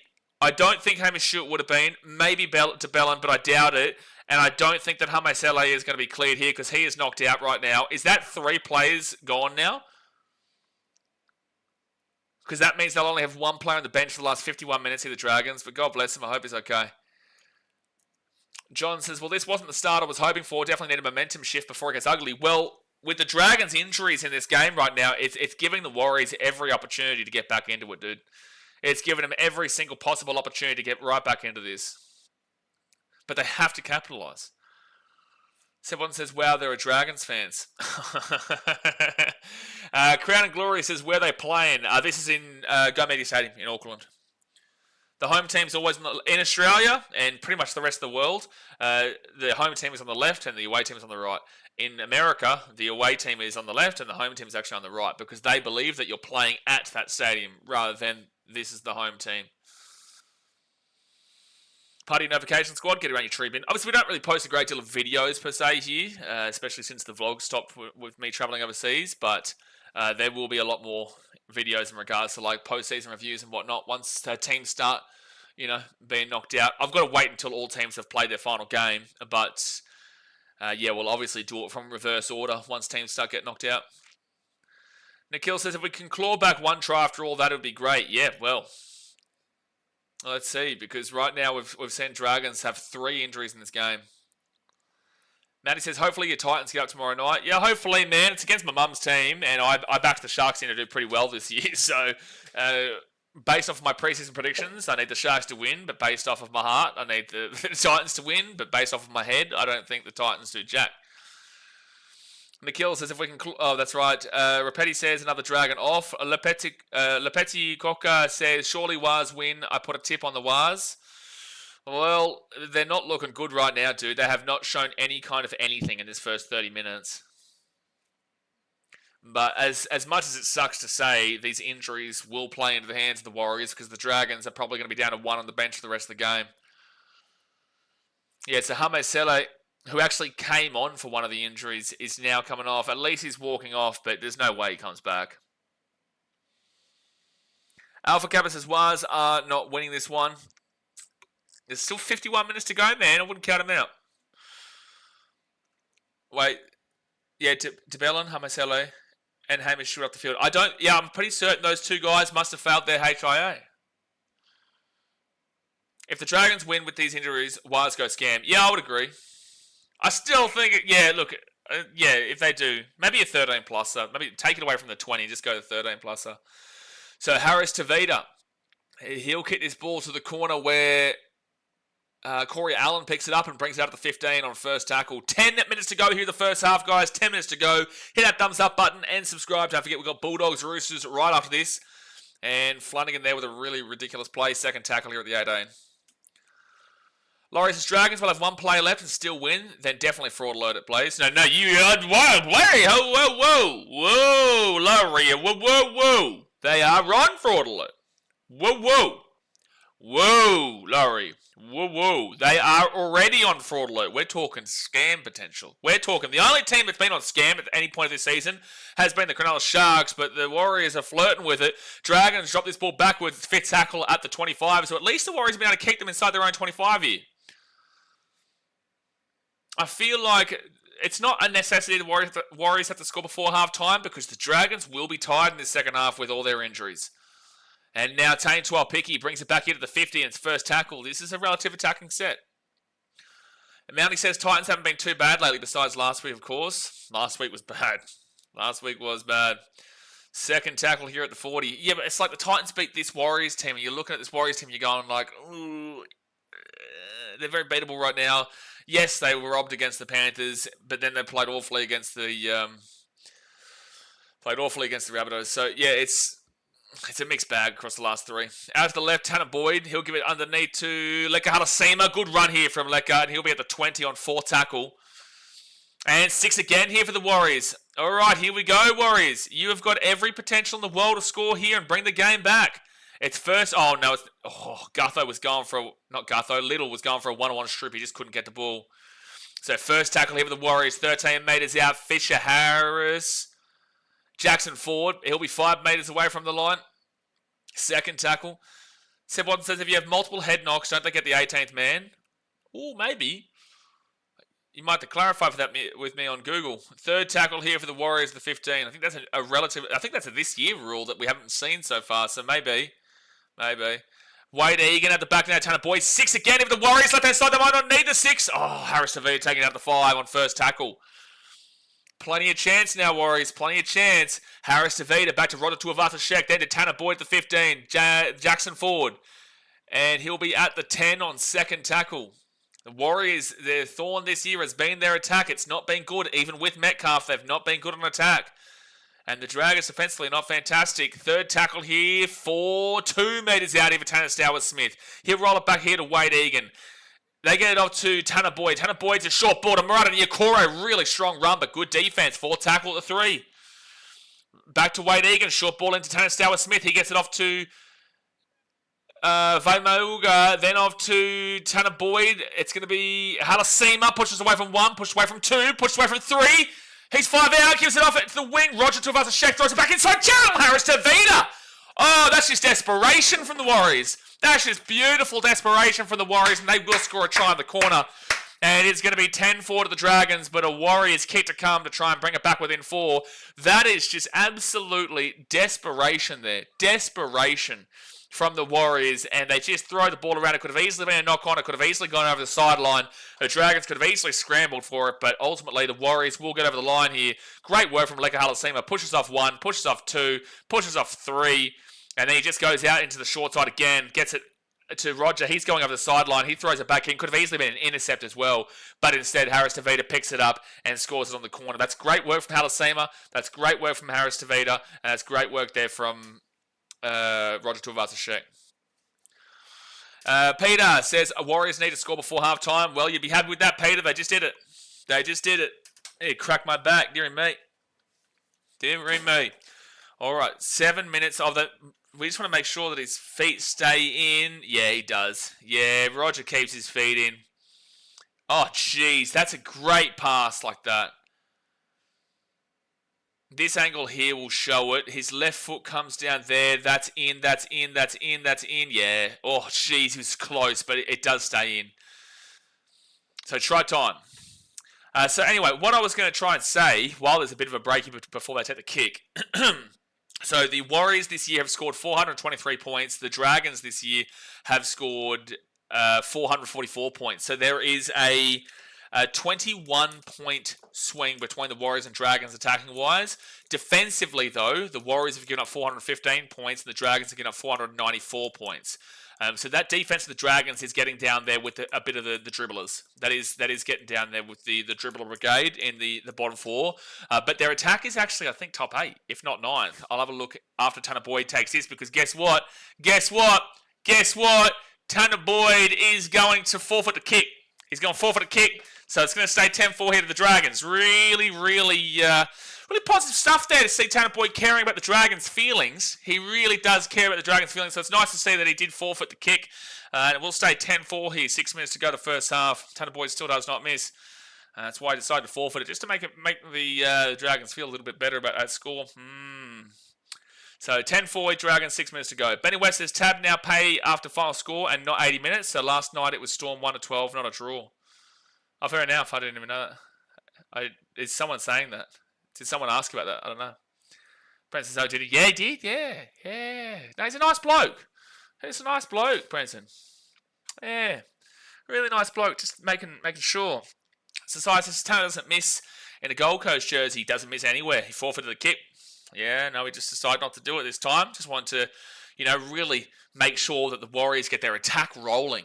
So that's why he decided to forfeit it, just to make sure that the Warriors win on their own try-scoring merits. Crown and Glory says forfeit the kick. For people who don't understand, it's a joke. It's a joke for people who don't understand. I've always said Tanner Boyd doesn't miss from his Titans days, and he never really missed. He was really good. But whenever he misses a kick, we make a joke that he forfeited it or whatever, right? So he missed the kick, let's put it that way. But for Brenton Eslick out there, he actually did forfeit it. I'm just trying to help out other people kind of understand, what we're getting at here. So the Warriors are with the 40 on fifth tackle. Hem Prasad says, one more try, Warriors, before half time. Well, Tanner Boyd will kick that ball up into the corner, and it's going to be Gutherson here at the 10, and he will get crunched down at the 9. Good hit by Fisher Harris and Jackson. It's not Fisher Harris commentary, Jackson Ford. They keep confusing me.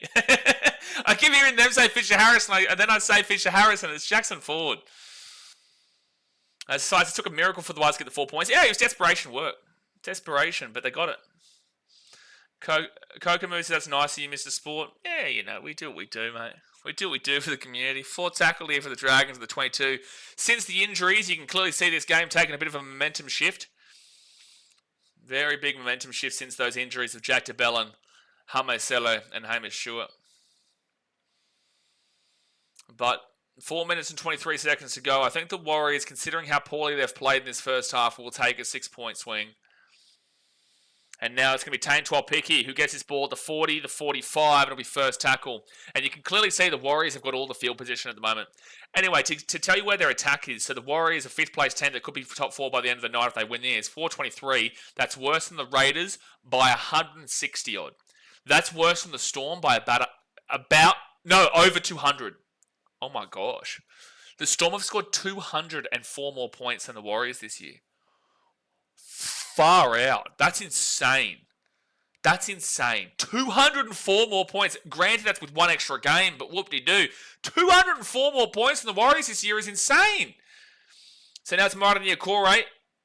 And right now it's 200 because they got 4 points in this game. So right now, inclusive of this game, they are 200 points less than what the Storm had. Or what the Storm have. And short ball here for the Warriors. They're 7 metres out. Jackson Ford rolls it back to Wade Egan. Wade Egan goes it himself. Short ball! Vane Melga! No! Oh, it's good defense from the Dragons. The goalpost was a defender for the Dragons as well. And he'll be held up over the line. So it's going to be Dragons ball here at the 10. Nate J says 400 people watching and only 50 likes. Hit the like button, you pack of bludgers. Just stop being bludgers out there. You know what I'm saying? You know what? I tell you this. If you're watching this stream right now, and your team hasn't played so far this weekend, if you do not hit the thumbs up button, you do not hit the like button, I'm putting a curse on you, and your team will lose. And that's a BKR Sport guarantee.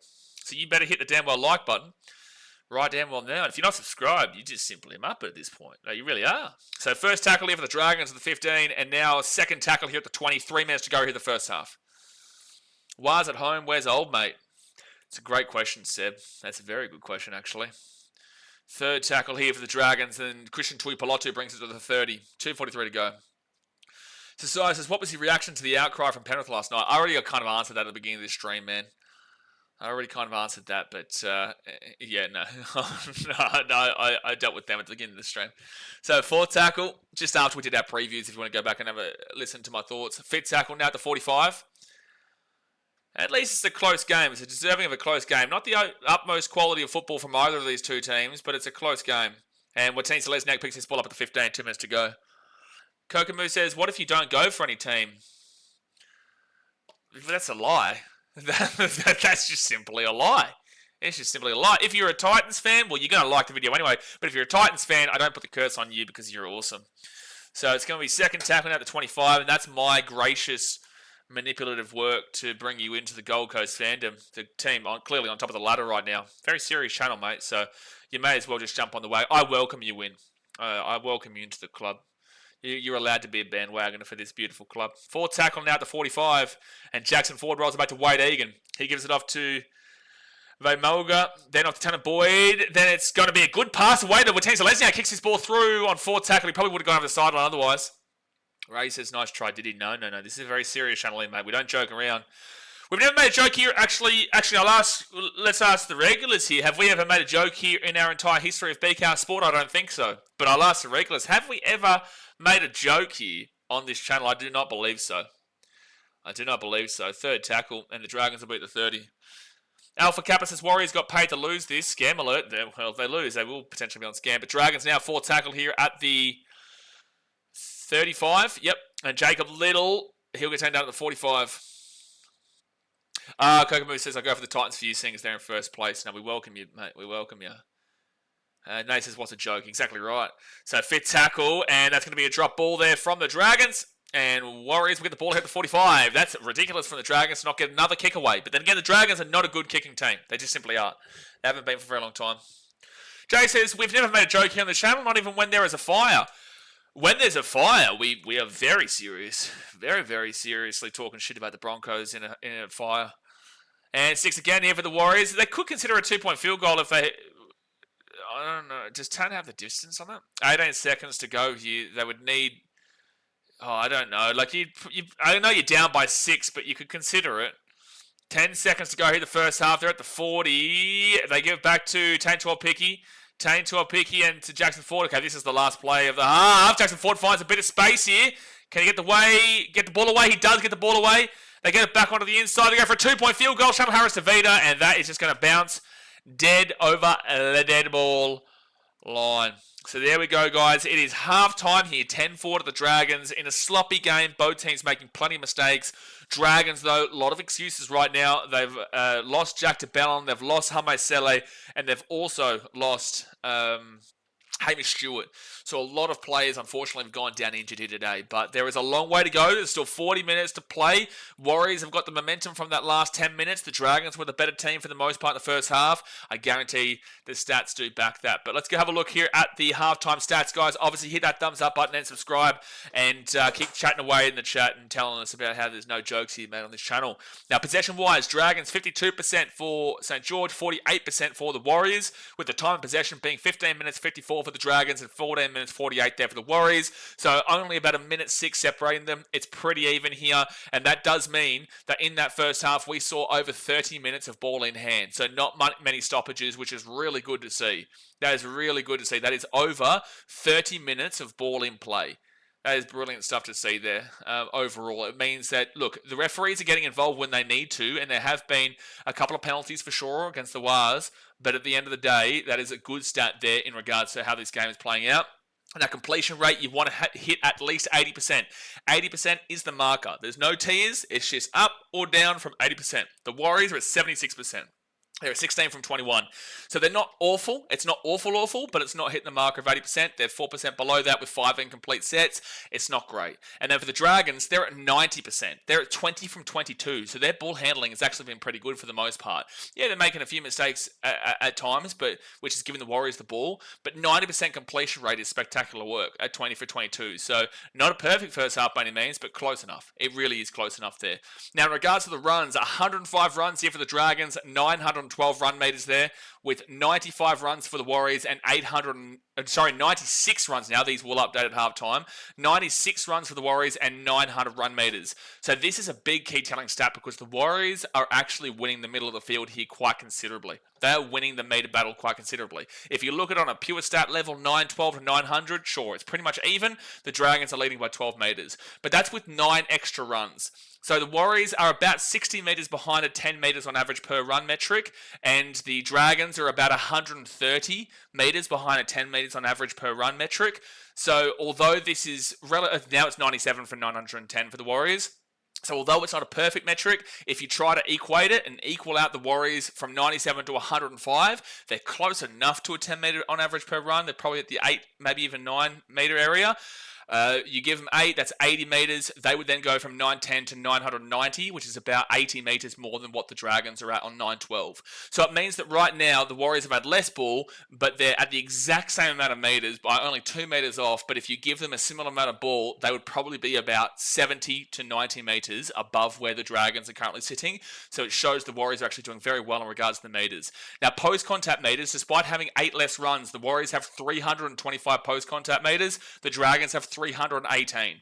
So a difficult metric to read, not this time, because the Warriors are already above them despite being 8 runs less. So that's a very good stat there for the Warriors, and is showing that the Warriors can absolutely turn this game around and win this game.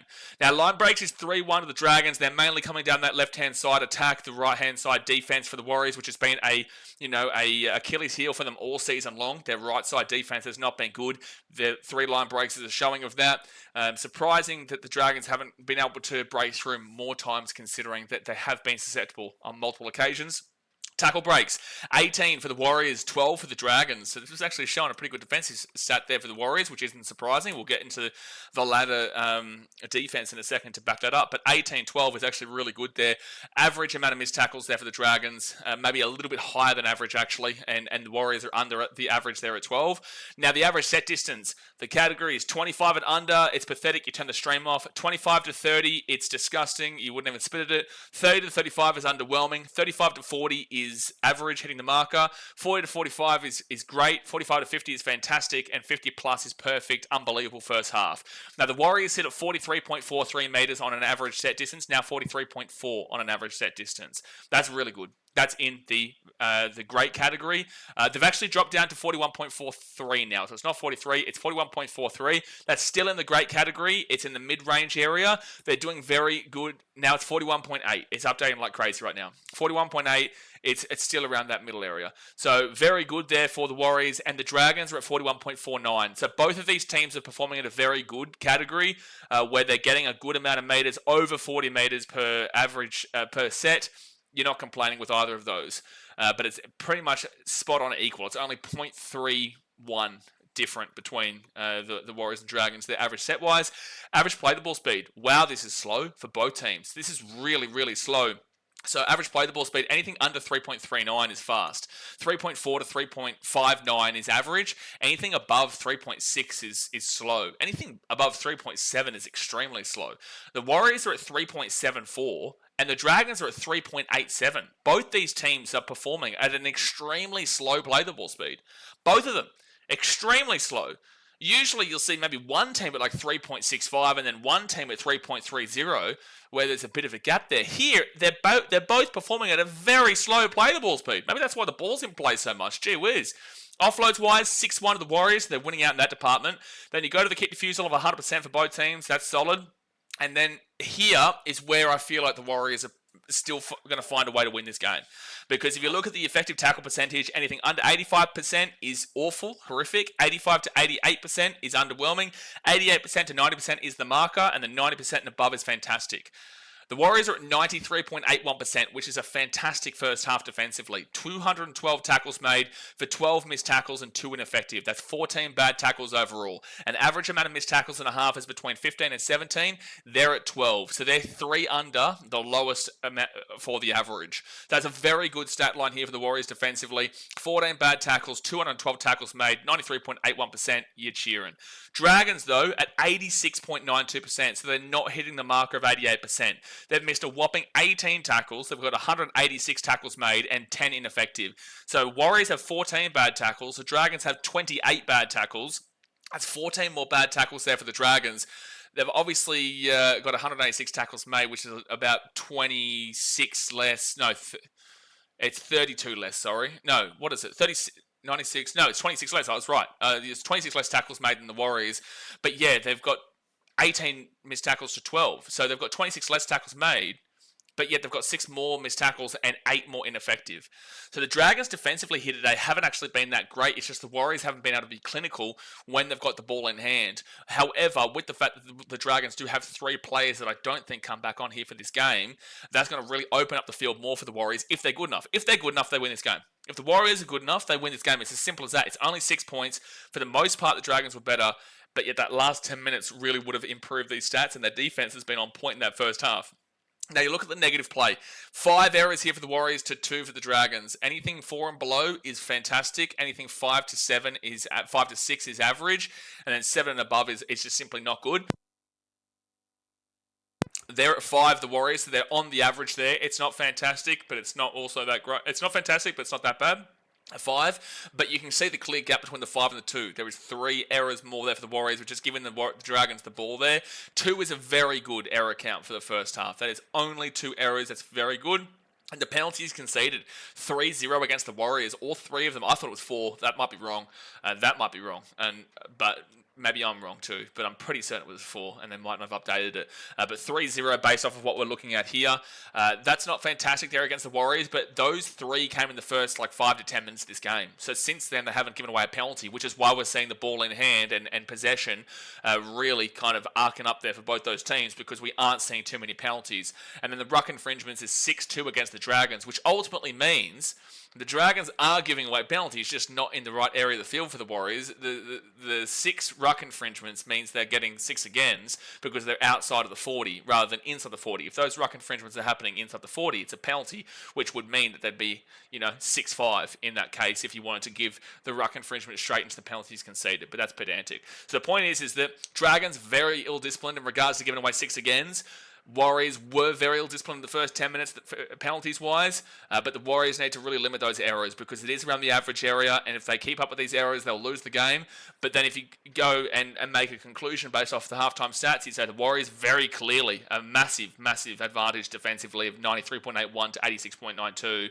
And then you go and have a look at the passing, they're getting the offloads. They've got a faster play the ball speed despite both of them being extremely slow. They're definitely winning the meters department. Again, it's updated now. They're 7 runs less and 7 meters more. 7 runs less and 7 meters more. 7 runs less and 21 more post-contact meters. It's their completion rate that's hurting them. If the Warriors can handle their completion rate in the second half, they win this game. So I'm going to tip the Warriors. I'm going to say the Warriors still win this game. Look, they have not been fantastic, but I'm going to tip the Warriors in the second half. I think those stats should probably align with that. But anything can happen. And both these teams are fighting for their lives right now. Warriors obviously win top 4, but if they lose, might be out of the top 8 next week. Dragons, they lose this game, their season's completely done. Alpha Kappa says, Warriors are going to need Baby All to make the top 4. Gee whiz. And Nikhil says, does the 18th man get activated if there is an active foul play? Yes, but there was no active foul play in the 3 injuries. Robert says, too much, bruv. I don't even know what you're talking about. Crown of Glory says, rugby league is not funny. No, not funny. No, this is extremely serious, mate. Gee whiz, this is extremely, extremely serious business. Rocco Rigby says, I can't split my tip, so it tips the away team, so happy Melbourne won up the Dragons. Well, you would have been able to tip, now you can tip for the rest of the games. It only locks it out once the game has started. The Storm, that's a big one there last night because that would have been a 50-50 swing between who people would have been tipping. Johnson, I could be wrong, but the Warriors' success rate at home this season is around 15%. I've been trying to tell Warriors fans this for years now. The Warriors' home record is not as scary as you think. It isn't. They don't win as many games there as people think. They should actually. They should win more games there than they do, but it's not as successful long-term wise than Warriors fans have been led to believe. Watching and learning says New Zealand Warriors or Mario Warriors. I'm confused. I don't even know what you just said. What is? Am I missing a joke here? Did I say Mario Warriors or something? What? Society's kind of Tracy confirmed the start. Okay, yeah. Well, that's a big one. That's a big inclusion there. Oh, that's what I wanted to say in regards to the ladder. So Warriors attacking wise at 423 is behind the Raiders, the Storm, the Bulldogs, the Panthers, the Broncos, the Sharks, the Dolphins, the Roosters. They're a little bit above Manly. Below the Dragons, below the Cowboys, and only just in front of the Titans. So they're 11th position. 11th position for attack. They're 11th position for attack. But defensively, 415 points. is better than the Raiders, but that's with one extra game played. So, but for the time being, we'll keep it as it is. So it's better than the Raiders. It's worse off than the it's worse off than the Storm. It's worse off than the Bulldogs. It's worse off than the Panthers.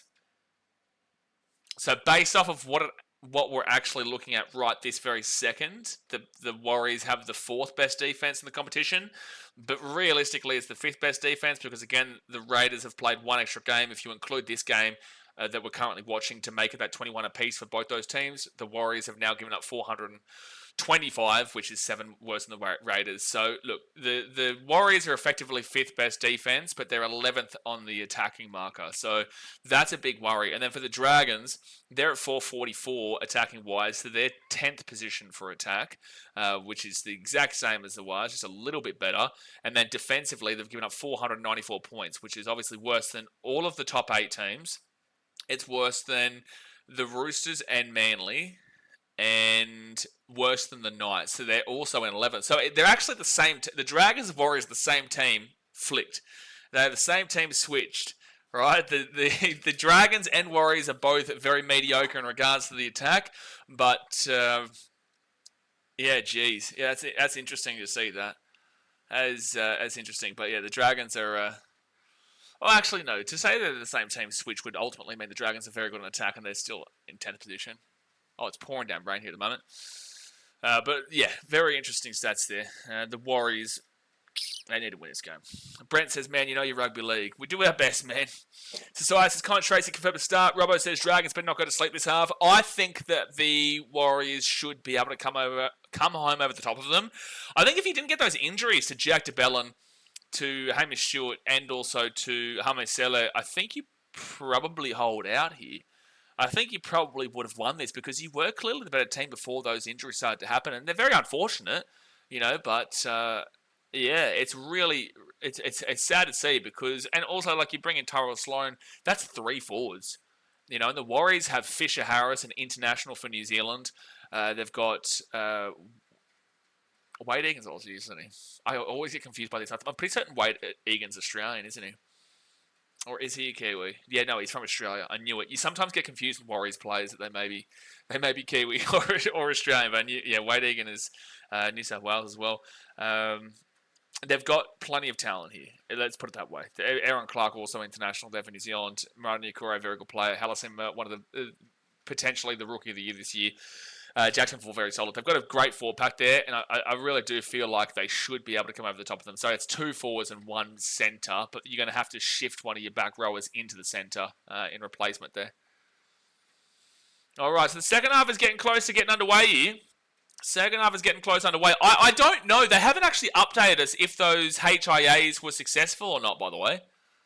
I don't actually know if the guys, if they are out, if Hayden Buchanan... No, sorry. That's right. It was Hamish Stewart. It was Jack DeBellin. And Hamish Sele. No, it was 3 forwards. I was right. Sorry. My bad.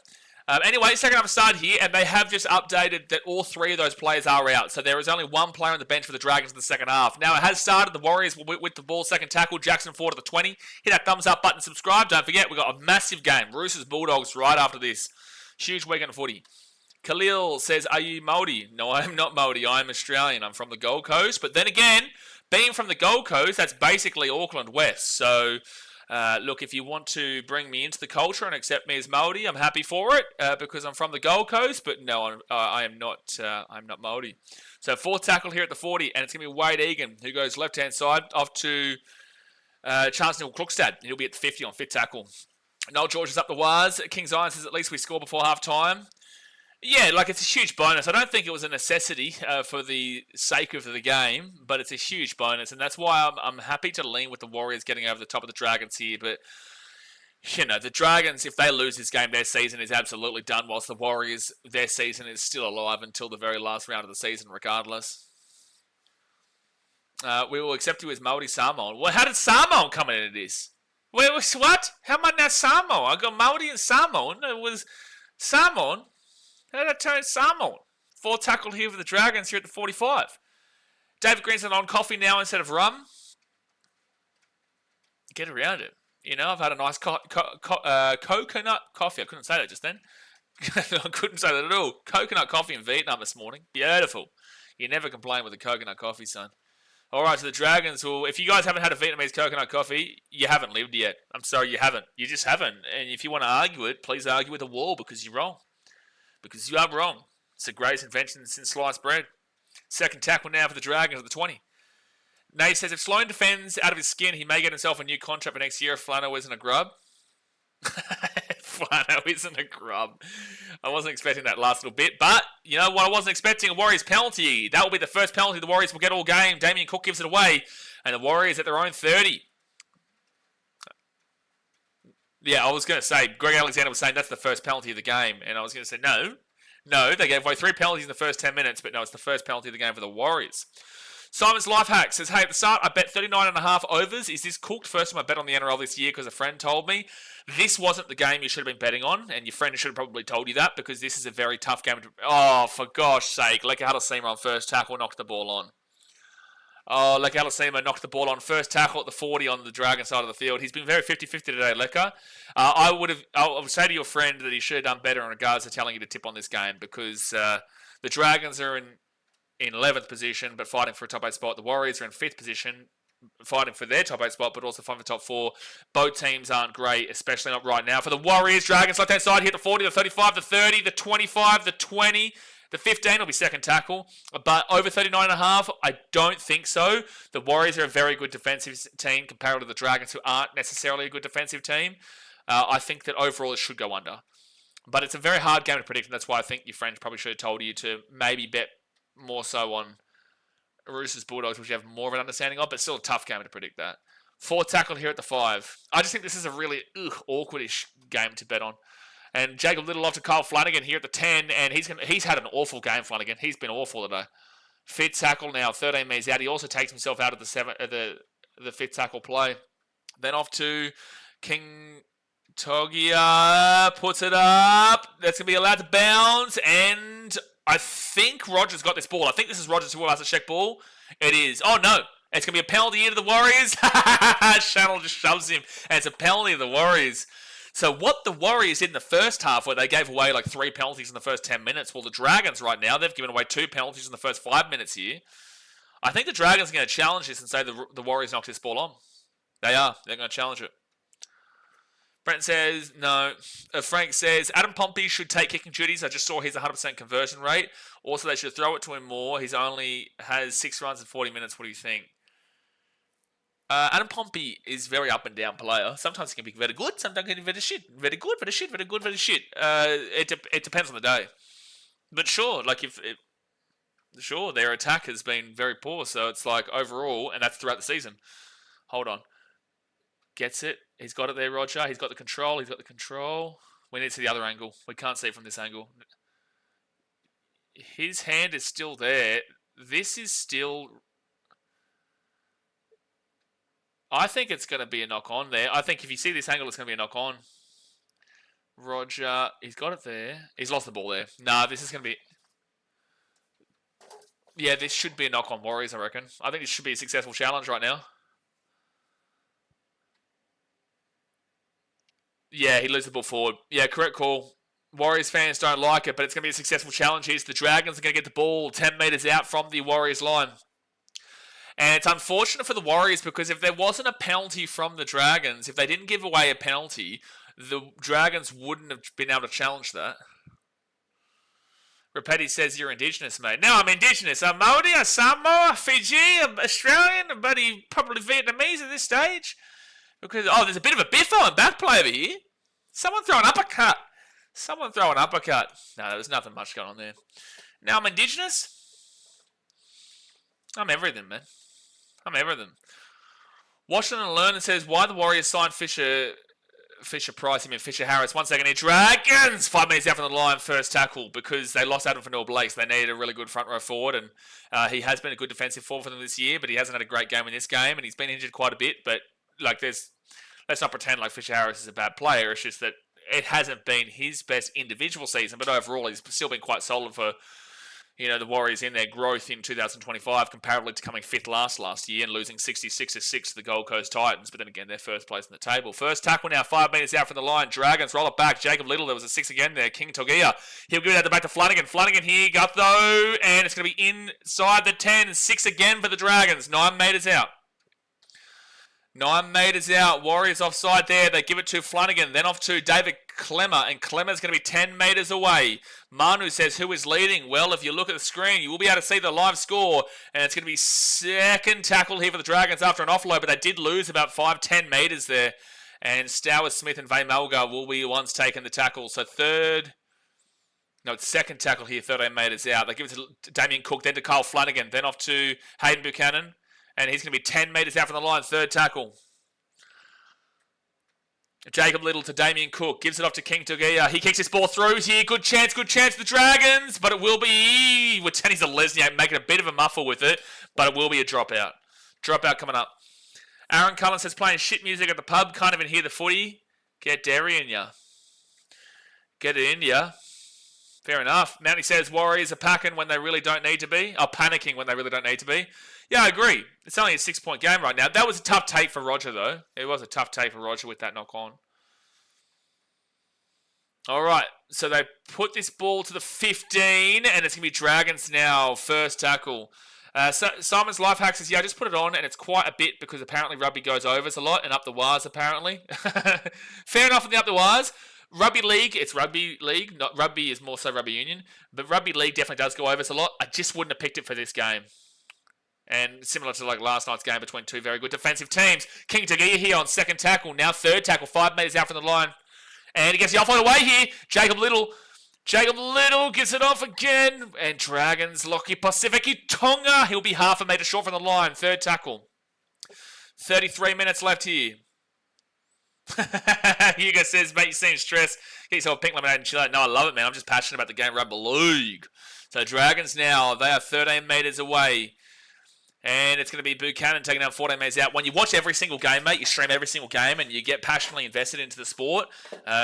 This time of the season, you've watched all these games that you're invested, regardless if it's your team or not. Fifth tackle here, 5 metres away from the line. And they're going to roll it back here to Jacob Little. Little then off to Damien Cook. Damien Cook here to Flanagan. Flanagan then off to Luciano Leilua. Short ball, Dragons will be good defense from Watini Zalesniak to hold him away, and it's going to be a changeover, and that's the Warriors defense for you, man. That's the Warriors defense. That's why they're fifth best defense in the competition this year. But no, to really follow in on that, so we Warriors switch over at the 5. To follow in on that, we watch every single game here of every single team. We stream every single game. Will be either the Roosters, Bulldogs after this, and all the games this weekend. When you watch 24 straight rounds, and plus the preseason, and you're as passionate about the game as we are, like, even though my team has nothing to play for, really, at the end of the day, you do ride just the passion of the game, and that's why you will see me stressing out. But I have fun with it. It's not like a bad stress out. It's an awesome stress out. Like, I'm having a great time here watching a close game between two teams that are fighting for their lives. And it's going to be Tane Tuapiki here at the 25 on 4th tackle. Mickey says, I'm losing the faith. A long way to go here, mate. Long way to go. Still 32 minutes left here. And Adam Pompey will be taken down at the 40 on 5th tackle. I'm over that bloody Kango ad. I'm not even too sure. I'm not in Australia, so I don't even know what ad you're talking about. And that's, maybe a penalty here to the Warriors coming up. No, he won't call a penalty there, Todd Smith. So it's just going to be Dragons ball to 30. They get the ball to the 35, and Gutho now taken down to the 40. And they'll go out to the left. It's going to be Corey Allen. And Corey Allen, he'll be at the 45. Watching and Learning says, just realised someone is talking. Is it interesting? You're talking about me? Are you saying you just realised that I'm talking? Is that what you just said? What are you talking about? So it's going to be right-hand side off to David Clemmer and third tackle here at the 25. 30 minutes to go here of the game, guys. Dragons still 10-4, same score as half-time. Hit that thumbs up button and subscribe. Kyle Flanagan gives it off to Lockie Pacifici Tonga. He gets the offload away to Gutho. Gutho, quick ball away. And Dragons, Halangahu, he'll be 18 metres out, 4th tackle. Both teams have nothing on last tackle. Come on, I agree. Dragons have been like that for a long time. And they keep this ball through, and that's going to be an easy one there for Tane Tuapiki to pick up, and he'll bring it to the 5, the 3. Oh, no, that's going to be a penalty. No, it's a penalty. Dragons, you're silly. That's silly stuff there, Dragons. You give away a penalty for a second effort. He does come down. Yeah, sure, I know Dragons fans can be like, he's kind of in motion, but I don't believe he was, and he'll be taken back into the in-goal, so it's going to be a penalty. It's going to be a penalty. Nate says it's a YouTube ad, keeps popping up during your stream. I don't do the ads, man. Obviously, I have ads here, but I don't do the ads, so blame YouTube, man. Don't blame me. Don't blame me. Don't blame me, buddy. Deary me. Mickey Balloon says Kieran Foran's a legend. Hey, I love Foz. Love him. Know him well. He's a great dude off the field. He's a great dude on the field, and he's put his body on the line throughout a very long tenure career at Manly for New Zealand and the likes, and obviously now Titans and whatnot. So no, he's just a great human being, dude. Got nothing but positive things to say about that man. Third tackle here for Chance Nickel-Klokstad, and he'll get this ball at the 40. He's always checking in on me as well. Like, he's always messaging me saying how we're messaging each other about how I'm doing overseas and all that kind of jazz. He's just such a good dude, man. So fourth tackle here at the 33. 29 minutes to go of the game. Watching it and learning says, the Rabbitohs lost 13 of their 30, right? Of course we know. And there's a knock-on here from the Warriors at the 30. Mate, that's been the most common story of the last however long. And also, where did the Rabbitohs come into this? But that is going to be a bad play of the ball, so it will be Dragons getting the ball here at the 30. Still no score in the second half. No score in the second half. Brenton says Muppet Hour. Bigger the stream, you know what happens. You know it's going to happen. All right, Dragons now at the 38. Warriors play the ball as atrocious. Yeah, they've had quite a few bad play the balls throughout this game, specifically in that first 10 minutes of the first half, and obviously that one there, though. Second tackle here at the 42. Halangahu rolls it back to Jacob Little. Yeah, you can see that the wingers and the backs are really trying to stand up here for the Dragons forwards and help them out, because with Hame Sele, Jack DeBellin, and Hamish Stewart going down injured, that's a 6 again. Jeez, Warriors discipline, man. So first tackle here from Luciano Leilua. He's 38 metres out from the Warriors line. First tackle, they roll it out to Emre Gula, and Gula, he'll get this ball to the 28 on second tackle. Set restarts at 6 Warriors, 4 to the Dragons. It was 6-2 in the first half, so that means that the Dragons, they've received only 2 set restarts so far here in his first 13 minutes. They'll give it to Damien Cook. Damien Cook at the back to King Togia. Luciano Leilua. It'll be 4th tackle here for the Dragons at the 13. 4 tackle. Now Jacob Little. Then to Damien Cook. Back onto the inside here for Clemmer. Not the play from Cook. And it'll be 5th tackle 5 metres away. This Warriors defensive line has been solid so far today. Flanagan, Gutherson kicks it through. Caught by Harris Tavita. That's a great grab. That is a great grab by Harris Tavita. Wowee. And it's going to be first tackle for the Warriors at their own 10. Jeez, he could have easily knocked that ball on and given away a 6 again, but he does pick it up with one hand. That was beautiful from Harris Tavita. Mounty says, can you see the Sharks sneak into the top 4? Well, they play the Titans tomorrow. You would expect they win that game. If the Warriors lose this game, the Sharks will jump them into 5th position. And then they'll be 1 point short of the Panthers. But let's not forget, the Sharks have a bye next week. So yes, the Sharks have a really good chance, especially with the Panthers playing both the Raiders and the Bulldogs over the next 2 weeks. The Sharks will have a bye unless... Well, that's a high tackle. That's a penalty to the Warriors at 35. Penalty to the Warriors at 35 for a high tackle. But yeah, so... Let's paint this picture. Sharks beat Titans. Warriors lose Dragons. Dolphins beat Broncos. Sharks go 5th. And then, next week and the week after, the Panthers play both the Raiders and the Bulldogs. And whilst the Sharks have a bye, I can't remember who they play in round 26. But the point is that they could be in the top 4 next week, the Sharks. Even though they didn't look great at any stage last week and have been awful for quite a bit now. Very up and down team. They could be in the top 4 next week, potentially. So the Warriors now at the 40. And it's going to be Jackson Ford on second tackle here, 30 metres away from the line. Good defense, Katerina Brass says. Yeah, absolutely. Third tackle here, 18 metres away from the line for the Warriors. And that's a 6 again. Yeah, 6 again against Little for sure. So Wade Egan off to Fisher Harris with a strong run, 5 metres out, first tackle. 25 minutes to go here of the game. First, another 6 again, Dragons. What are they doing? Left-hand side here, Harris Tavita might not need it. But he'll be taken down 3 metres out. First tackle. Giving away a lot of ill-disciplined plays these last few moments. The Dragons, oh, no. He's had a shocker today, Fisher-Harris. Oh, James Fisher-Harris has had an absolute shocker today. He's given away multiple penalties.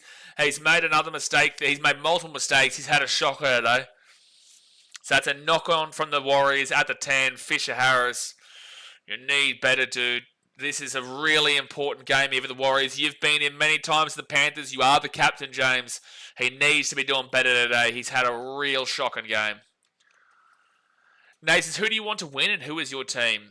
My team is on top of the table right now. They've not lost a game all season. The team I want to win here, I've got a bit of a soft spot for the Wires. But like at the end of the day, I don't mind. I just love rugby league, dude. I love rugby league. I was actually born in Cogra, so... You know, I should have a bit of a soft spot for the Dragons, but I don't really. But ultimately, I don't really care, dude. I just love rugby league. So Dragons, now they'll be 15 metres out from their own line, first tackle. Benny West's Dragons are brain dead, ill-disciplined. Yeah, they definitely have been ill-disciplined. So second tackle now for the Dragons at the 20. Someone says these two teams are shit. The quality of this game has a penalty here to the Dragons too. Oh my gosh, is this Fisher-Harris again? Is this Fisher-Harris again? No, it's not. It can't be. Who's the one who gave away this penalty? I think this might have been Fisher-Harris again. No, they've given it to Adam Pompey. Fisher-Harris was involved in the tackle. Wowee. Wowee. I tell ya. Like, it's... Yeah, he's involved there, but obviously, no. Anyway, so first tackle here for the Dragons. They're 40 metres out from the Warriors line. Dragons have been down here a lot, but they don't have the attack in them, and the Warriors' defence is very, very solid. Nate says, hey, yeah, good man, Fish. Travis says, down the Wires. Yeah, ultimately, this game has not had the best quality overall from both these teams. Warriors' defence has been quite solid, though. And I know they're down 10-4, but the Dragons will be at the 25, third tackle, 17 minutes into the second half, and we have not seen a score yet. I've not seen a score. But it's like Fisher-Harris, he's been here with the Panthers before. He knows how to win these big games. He's the captain. He should be leading from the line better. That was a great run that he made before that mistake, though. Fourth tackle now, 18 metres out, but doesn't forgive for the constant errors that he's had in today's game. The one time we've had someone come in here insulting Fisher-Harris at the beginning of the stream, and now he's fallen apart here in today's game. Fifth tackle, 9 metres out. Jacob Little gives it out to Flanagan. Flanagan here. Here to King Tagia. Knock on Dragons. Warriors can get away here with Adam Pompey. Adam Pompey taken down here at the 25. Zero tackle here for the Warriors. They're going to say, well, it's knock on from the Dragons. No advantage. No advantage taken. Well, he has. I don't think he's gone 15 metres. Yeah, so knock on there from the Dragons. Pompey picks it up, and then he'll get taken down at the 20. So there, yeah, absolutely. And arguably, that's Gutho hitting that ball out anyway. Yeah, that was Gutho hitting that ball out anyway. But there was no advantage. He didn't go 15 metres, so it's fine. All right, Warriors now. They are 20 metres out from their own line. Roger Tuivasa Shaq with the ball. First tackle. Mounty says, at this point, I believe the Warriors stepped on the field tonight to lose. Again, the quality from both teams hasn't been fantastic, but it's just the Dragons are grinding out more right now. Neither team scored in the second half. Frank says this game has a sort of golden point feel to it. Hardly anything separating these two teams right now. Are we looking at 2 golden point games this week? Dude, if you look at every game this week, every game actually has a really good chance of going well and truly into extra time. Maybe not every game, but most games look unbelievable. Fourth tackle here for the Warriors, the 50. And don't forget, the last time these two teams played was a 15-14. Good run, Tan. Gets that ball to the 35 on fifth tackle. The last time these two teams played was a 15-14 win for the Warriors. Warriors led 14-0. Dragons came back to 14-14. And then Warriors obviously kicked the field goal. That goes up in the air. Caught from the Warriors. Was that tackle in air? Was that a tackle in air? They may challenge this. No, it's just going to be Dragons ball here at the 20. They all went up for it. They all went up for a complaint. They might call this. Yeah, they're going to challenge this here, the Warriors. They're going to challenge. They're going to challenge. Sep says, kick the one, you cats. Yeah, 21 minutes to go, and you kick the field goal, you reckon? Okay, so captain's challenge. Let's see how they interpret this. Wateni Selesniak is there. And he's hit him before he even gets to the ball. This is a penalty to the Warriors. This is a penalty to the Warriors. Successful challenge. It is a penalty and a penalty only. So the Warriors, here is your big time chance. You're going to be 10 metres out, Gutho. I don't know what you're complaining about. He comes into contact with the Warriors player before the ball comes down. The ball has not even touched the Warriors player yet before the tackle is being made, and then it's also a tackle in air because he's clearly not going for the ball because he's wrapping his arms around the player. So I don't even know why the Dragons are arguing this one. It's not up for debate. I don't disagree with the referees here. I don't understand why the Dragons are complaining about this. At the end of the day, it was an early tackle, but they've called it a tackling play mid-air, which is absolutely correct. So Warriors ball here, 15 metres away from the line. How much do you want to make that top 4, Warriors? And how much do you want to guarantee your top 8 spot? You win this, you guarantee top 8. You lose this, geez, you're in trouble. First tackle now, 10 metres out, Fisher Harris. Oh my God. Oh no, it's Jackson Ford. He's lost the ball. Oh my gosh, Warriors. Oh my gosh, the Warriors front rowers today have made so many mistakes. First tackle for the Dragons, 13 metres out. Jackson Ford knocks the ball on first tackle. Wowee. So second tackle now for the Dragons. They're going to be 15 metres out from their own line. 20 minutes to go here of the game, guys. Hit that thumbs up button and subscribe. And now it's going to be Emre Gula gets his ball to the 20 on third tackle. Wild's got all on their hands. Yeah, absolutely. It's like they're choking when they get into range. Like they've got the opportunity. They've had plenty of times there, but they knock it on in the first couple of tackles. And Jacob Little brings his ball out here. Oh, he's lost the ball. Knock on. That's a knock on. Yep, Warriors ball at the 45. Well, both teams want the other team to win right now. Both teams want the other team to win right now. Warriors will get the ball at the 45. Mystery Collector says, hey, I'm new here, but last time I checked, the Raiders are on top of the ladder. No, we're a very serious channel here, Mystery Collectors. As you can see here, clearly the Gold Coast Titans are in first position. You've really got to start thinking. You've got to start really thinking there, mate. And unfortunately, you're not thinking too much here today, but once you start thinking, you'll understand. We just screenshot the NRL ladder. We chuck it right there, mate. So you'll get there one day, don't worry. Brent says, Jackson has also had a shocker. So I was saying, both of the front row forwards, the props for the Warriors have had a bit of shockers, especially Fish, though. All right, so Adam Pompey, 35 metres out from the line, only down by 6. First tackle. Seb Watson says, incorrect, Mystery. That table is a lie. This is the only correct one. Exactly right, Seb Watson. That's exactly right. Very serious channel. Second tackle here for the Warriors, and Jackson Ford gives it back to Tanner Boyd. Tanner Boyd off to Yeremia Tawava, 20 metres out, third tackle. Third tackle, Wade Egan gives it off to Aaron Clark. Aaron Clark to Tuolpiki, and then Marata Niokore. He'll be fourth tackle, 15 metres away. Warriors, just complete the set, for the love of God. Just complete the set, please. Please just complete the set. Tanner Boyd at the back here to Aaron Clark. Aaron Clark into Channel Harris Avita. Maybe score instead. Chance Neil Krukstad. Good defense there from the Dragons. That was really good. But he gets the offload away there, Chance. And they give it off to Wade Egan. Off to Fisher Harris. Oh, the wrong pass. Tane Tuolpiki was there, but Jackson Ford cut down at the 5. Tane Tuolpiki scores under the post if he got the ball to him. Jackson Ford rolls it back to Wade Egan. He kicks it through here, little dink, and Gutho taking in goal. Drop out coming up. Drop out coming on up from the Dragons to the Warriors. FKM says, current Warriors team looking barely first grade standard. Both these teams have not played well here today. See, again, Tane Tuolpiki scores under the post if he got that ball to him just then. Yeah, this is not a great quality game, but at the end of the day, it's very close, and there's a lot of impactful things that happen from the result of this game either way. So the Dragons will kick this ball down all the way to the 45 on the Warriors side of the field. That's a huge kick. And now it's going to be Fisher Harris with a big run back here to the 37. First tackle, 17 minutes to go here. Brett the 10 says, how hard is it to hold on to the ball? Very difficult, apparently, today. So Harris to Vader off to Jackson Ford, and Ford is going to be second tackle here at the 30. Do not forget, we've got Bulldogs versus the Roosters after this, which is just as massive, if not bigger. They go Wade Egan off to Channel Harris to Vader, then to Tanner Boyd. Tanner Boyd goes in himself here. He's found some space, and it'll be 15 metres out. Go Tan, you beautiful man. Third tackle, 13 metres away. And it's going to be Wade Egan to Aaron Clark. Aaron Clark runs it into the line, 5 metres out, fourth tackle. They've got a bit of a gap here in the Dragons' defense if they find it. Weren't quick enough. Tanner Boyd out to... Oh, that's going to be an obstruction penalty, I reckon. They're probably going to come back for a no try here, but Pompey has scored for the time being. They're probably going to come back here for an obstruction, but Todd Smith has called it a try. I don't want to get you excited here, Warriors fans, because I do not believe this will be a try. I think that there is an obstruction. I think that there is an obstruction here. Paul says you play how your opposition plays. Sort of. Panthers still put 48 points past the Knights the other week. So let's see here if there's an obstruction. Oh, I don't know. I think the Dragons player maybe has made a defensive decision here. Because he's running into space here, the Warriors player. He's made the decision to wrap his arm around him there.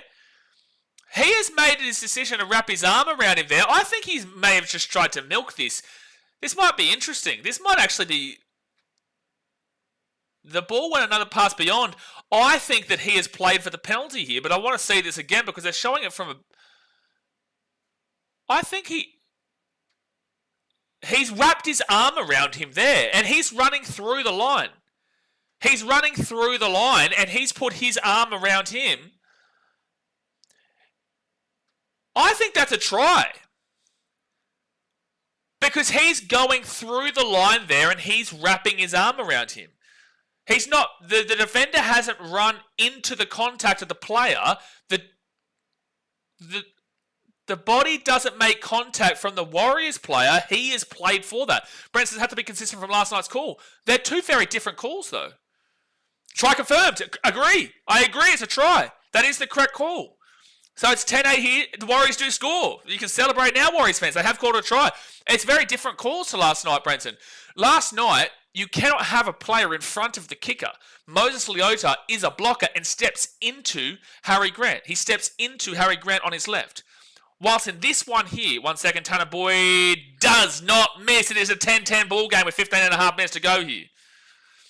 It is 10-10 here. There's my boy, the Mount Smart Joker. Get around him. He's a great guy. But 10-10 with 15 minutes to go here. It's a great call because look at the Dragons player. I think it's King Tagia. King Tagia. The Warriors player is running into space. Marata Niokore is running through the line. King Tagia is coming across and then he puts his arm out to wrap around Niokore running through, which is a defensive decision there. And Niokore is not running at the player. The body contact hasn't come at the player. King Tagia has then gone down from his own decision making to get there. I think the Warriors probably score regardless, but the point is that is at the fault of the defender. That wasn't the attacking... It wasn't an obstruction. It wasn't. No, he didn't decide to forfeit the kick this time, Tanner Boyd Mounty. He wanted to make sure that this was a tight game. It's a bit of a nerve-wracking part of the game now, so Brent Neslick understands that Tanner Boyd doesn't miss. Yeah. All right, so Warriors now, Aaron Clark to Tanner Boyd. He gives it off to Adam Pompey. And Pompey here, good run. And they'll be at the 30 on second tackle here for the Warriors. And now Donald Martinez-Lesniak is going to go to the 40, now to the 43 on third tackle. David Green says, yay. Robert says, bro, your interpretation of the rule is spot on. Yeah, I know there's going to be controversy surrounding it, but at the end of the day, there were two very different incidents from last night to tonight. And whilst I'll criticise the referees and the officials when I feel necessary, last night was correct, and that one was correct as well. Both of them were correct. So it's like, I've definitely got to really commend the referees and the officiating for being able to separate the two, for example. Tanner Boyd kicks his ball up here on fifth tackle, but also getting them both right. And the Dragons will get taken down here on the 10 at first tackle. Andrew says, come on, Warriors. If they win it, it will make this hangover a bit less painful. Well, right now, 14 minutes to go here. Dragons fighting for their lives and Warriors fighting for a top 4 spot, but also fighting for their lives in the top 8. They're going to go second tackle here at the 15. Gives it off to Hayden Buchanan. He'll be at the 20 on third tackle. The Mystery Collector says, I believe that New South Wales knock-on effect Warriors are better than the first-grade Warriors. Thank you for your opinion. Brenton Eslick says, okay, to be fair, I'm not watching the game. Just listen. Oh, you're a lagging ball sacks right there, Brenton. You're a lagging. You are a lagging. You are 100%... You've just been compared to lagging ball sacks on the channel. Just know, and you deserve it too. You deserve it. I hate it when people aren't watching the game and then have an opinion about a play. Like, why are you putting your 2 cents in about an opinion on a play if you're not watching the game, Brenton? First tackle here at the 30. Chanel Harris-Davida goes right inside Dallin Martinez-Lesniak, and he's going to get this ball here to the 35 on second tackle. Infinite Kiwi says, geez, the fingernail's taking a hammering on this one. Been on duty with the kids. Sup, Blaze? Get around you, brother. So I mentioned that name will rock up. Appreciate you, Infinite Kiwi. Third tackle now at the 40. Tane 12 picky. Yeah, you deserve to be compared today, right now, like Brenton, and we'll tell them that I compared you later. Forward tackle at the 48, and then Wade Egan. He's going to go to the left-hand side of Roger Tuivasa-Sheck. Good run here, and they'll be 33 metres out, fit tackle. Fit tackle. Wade Egan off to Chanel Harris Tavita, and the kick will go up 15 metres away, and it will be taken by Christian Tuipulotu. First tackle for the Dragons. Mounty says, Warriors New South Wales Cup team are killing it. Pretty sure they had the minor premiership sealed 3 weeks ago. Oh, fair enough. There you go. There you go. David says, I'm listening to you, hoping the Warriors will win, keeping the top 4. It's got back from Moana. Get around here, brother. Third tackle now for the Dragons, and they'll be at the 35 on their own side of the field. Tuipulotu again. Sorry, 25 on their own side of the field. And Emre Gula, Hame's off the game. Took a chance and nearly made a mistake. Warriors could have picked up an intercept there, but Dragons do get the ball at the 33. 4th tackle. And now Corey Allen. He'll be 45 metres out, fit tackle. Miami Heat Nation says Titans winning it all. So you get it. They're first place for a reason, buddy. First place for a reason. And now Kyle Flanagan. I have not rated Flanagan's game here today. I will tell you that he had a great game last week, but I will tell you that he's not been good today at all. Tane Tuapiki brings this ball out here to the 30. It'll be first tackle, 12 minutes to go. Jay says, Dixie knee was funny though. I'm not sure. Roger Tuivasa-Sheck tries to go to the right-hand side. So Tyrell Sloan, the replacement player, has been allowed into the game. So that must be because of the HIAs. It must be. So the replacement player has been activated, so Tyrell Sloan is into the game. Third tackle now at the 42, and it's going to be Wade Egan. He goes left-hand side to Fisher Harris, and Fisher Harris is going to be at the 50 on 4th tackle. Dasmate says, Wires are 9 points clear on top of the New South Wales Cup, only 1 loss. That's really impressive. Harris Tavita runs back into the markers. They were trying to complain that they were not square, but it's fit tackle here for the Warriors at the 40. Tanner Boyd, he will put that one up into the air. Jeez, Warriors and Dragons fans, your gut right now must be just all over the shop. The nerves must be really kicking in. First tackle. 10 minutes to go here of the game, guys. 10 minutes to go. It is a tied game at 10-10. Hit that like button. Subscribe if you're new around here. We're live for every single game. Got Bulldogs Roosters after this. And don't forget, the last time these two teams played was a field goal. Warriors 15-14 in round 10 this season. Third tackle here for the Dragons. They're not making a great deal of meters here. They're now at the 30, and this is what those 3 injuries to the forwards will do. The meters are going to be tough. They're going to be even tougher right now. With all those injuries, they're going to be tired right now. They had 1 player on the bench for the majority of this game. Fit tackle here for the Dragons at the 40. Yeah, Mounty says, bro, I'm nervous as a Panthers fan. Hope the Dragons hold on. Yeah, you need the Dragons. Well, not hold on. It's 10-10. There's no holding on. It's 10-10 right now. You know, you could argue the best thing for the Warriors is actually nearly a draw with their points differential. It'll mean they're screwed with the Panthers, but it'll mean that they're guaranteed top 8. So Roger Tuivasa-Sheck will beat the 42 on second tackle. Andrew says, screw the hangover, I need another drink watching this crap game. Well, it's exciting based on the context. Like, it's not great quality, but it's exciting based off of the context of what it means for both these teams and for teams around them. That's why I'm still getting really excited here, because regardless, like, it's still very impactful. So 4th tackle, but it is not a great quality game in regards to the actual footy. So out to Harris Tavita and then to Jeremiah Tuava. And it'll be fit tackle, 33 metres out. Samuel Healy to Tanner Boyd, and Tanner Boyd puts that up in the air. Might be a penalty. No, they've said it's okay. They've said the contact on Tanner Boyd's okay. Dragons ball, first tackle, 5 metres out. Great game last night. Storm supporter, but also like Panthers. No, I'm not accepting that. No, I'm not accepting that. You cannot be a Storm and Panther supporter. I'm not accepting that. Second tackle here at the 10. That's just no. That's disgusting. That's a disgusting comment. That's a disgusting comment. You cannot be a Storm and a Panther supporter. Nehemiah says, smash the like button, fam. Exactly right. Exactly right. Appreciate you. 4th tackle now for the Dragons. They're 24 metres out from their own line. Jacob Little off to Damien Cook, then off to King Togia. King Togia, then to Tyrell Sloan, and he's going to get away from 1 tackle, and he'll be taken down here at the 30 on fit tackle. They're just not making metres, the Dragons, by any means. The Dragons, obviously, no Val Holmes, who'd normally be their field goal kicker. I'm assuming it's probably going to have to be Flanagan, maybe. I can't think of anybody else. Maybe Jacob Little from short, but Flanagan maybe their field goal kicker. Gutho can actually kick a field goal. I've seen that before, so maybe Gutho is their kicker, sorry. And then for the Warriors, Tanner Boyd can kick a field goal. Maybe Harris Tavita. I wouldn't back it in, though. I'd probably lean with Tanner Boyd to kick the field goal. Yeah, definitely would. All right, so the Warriors now at the 45, second tackle. We saw an extra time game last night. Will we see one again here today? Roger Tuivasa-Sheck, he'll be 35 metres out from the line. Storm and Roosters fan is insane. I'm not even going to bite into that comment. So it's going to be Aaron Clark, and they're at the 25. I'm not even going to bite. Peter says, please, Waz, we cannot back off now. Well, you've got a chance if you want to think about a field goal at the end of this set here. But Harris Tavita, he goes short to Murata near Corey, and they're going to be 10 metres out. If you try and centre this ball, you could consider the short play field goal. You might go for the try instead. Try top of the Warriors.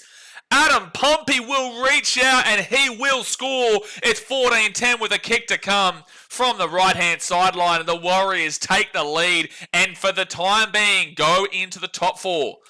For the time being, the Warriors will go into the top 4 with 7.5 minutes to go of this game. The Dragons season, if it finishes this way, your season is done. If the Warriors, this finishes, then you are into the top 4 for another week. And you will be safe in the top 8. Laurie said, I think a Broncos and Eels fan is worse. Sure. Andrew says, like and Storm and Panthers come on, it's like saying I love doing my wife and her sister. Really wild comparison there, but sure. But sure.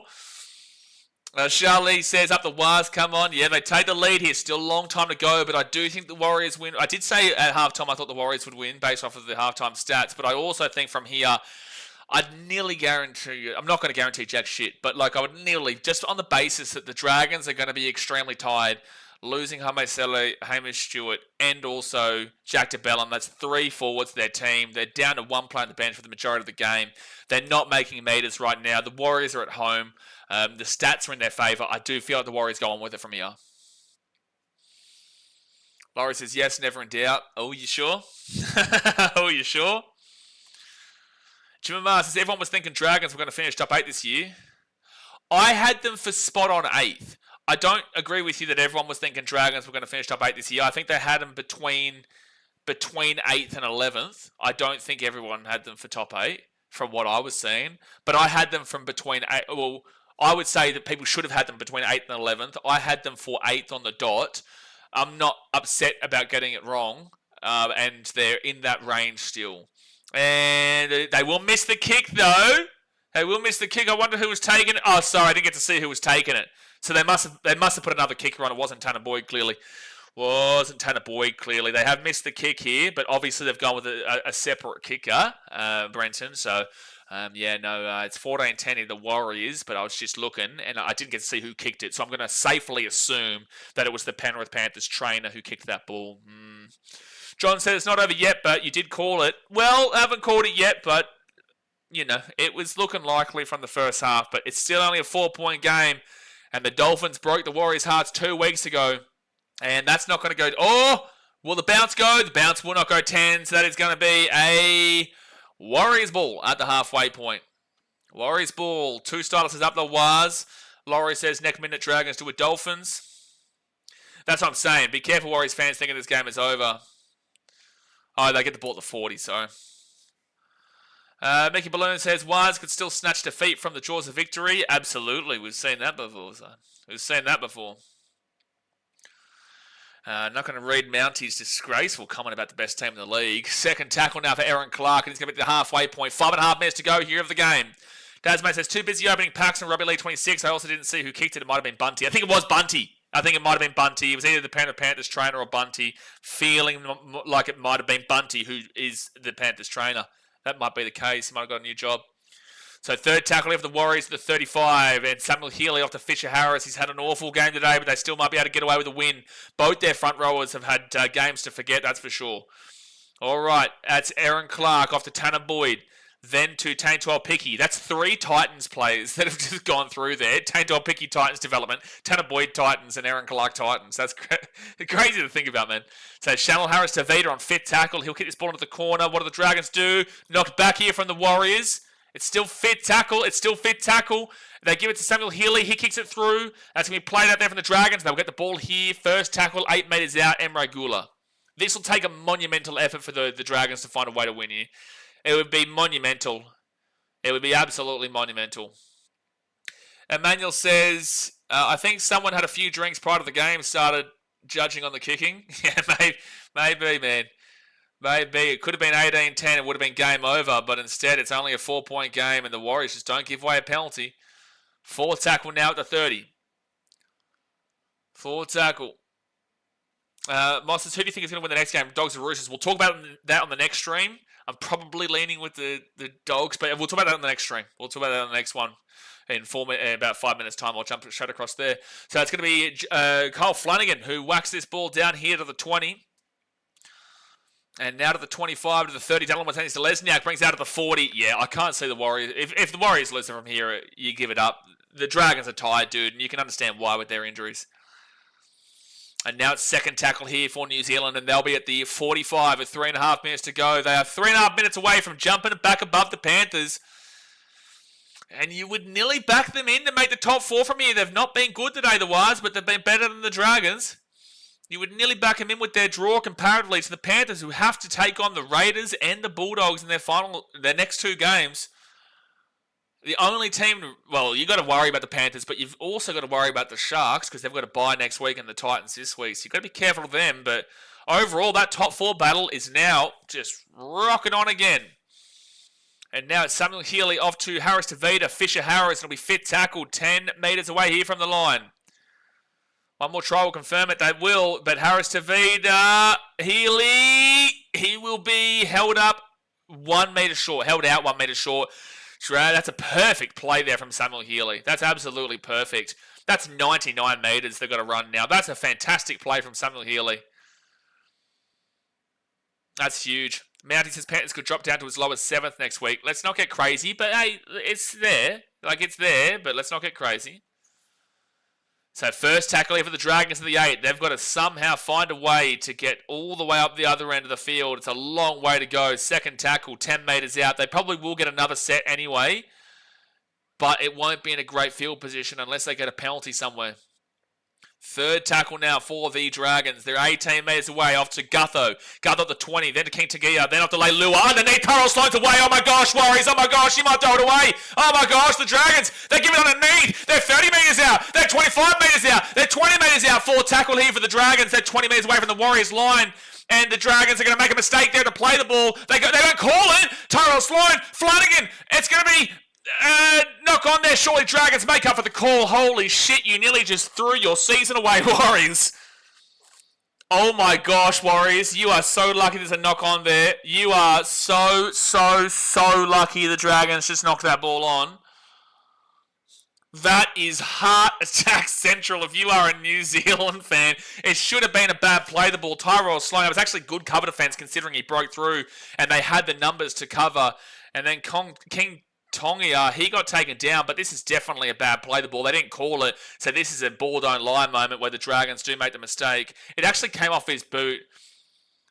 They're saying the pass from Sloan was forward, but ultimately, the Dragons will probably get the ball back. Just Warriors, don't make a mistake here. Just don't make a mistake here. I tell you what, Warriors, if you found a way to throw that away, I might have just thrown my laptop out the window. I might have just thrown my laptop out the window. I'm not even a Warriors fan. So a minute 36 to go here in the game, and the Warriors with the ball, their own 13. Gee whiz, Moss says we're so clumsy at closing. Yeah, that was a Dolphins 2.0 then. But luckily, it did not happen. Second tackle now for the Warriors at the 40. The Dragons probably get a good 4 tackles still. But the Warriors just need to complete this set. That's all you need to do. Aaron Clark will be 25 metres out from their own line. They give it off to Vane Mulga, and he'll be at the 35 on 4 tackle. Minute 8 seconds to go. Don't offload that ball. Just go to the ground and play the ball slowly. Exactly right, Andrew. Just run the clock down. They're trying to get an offload there. I'm just like, no.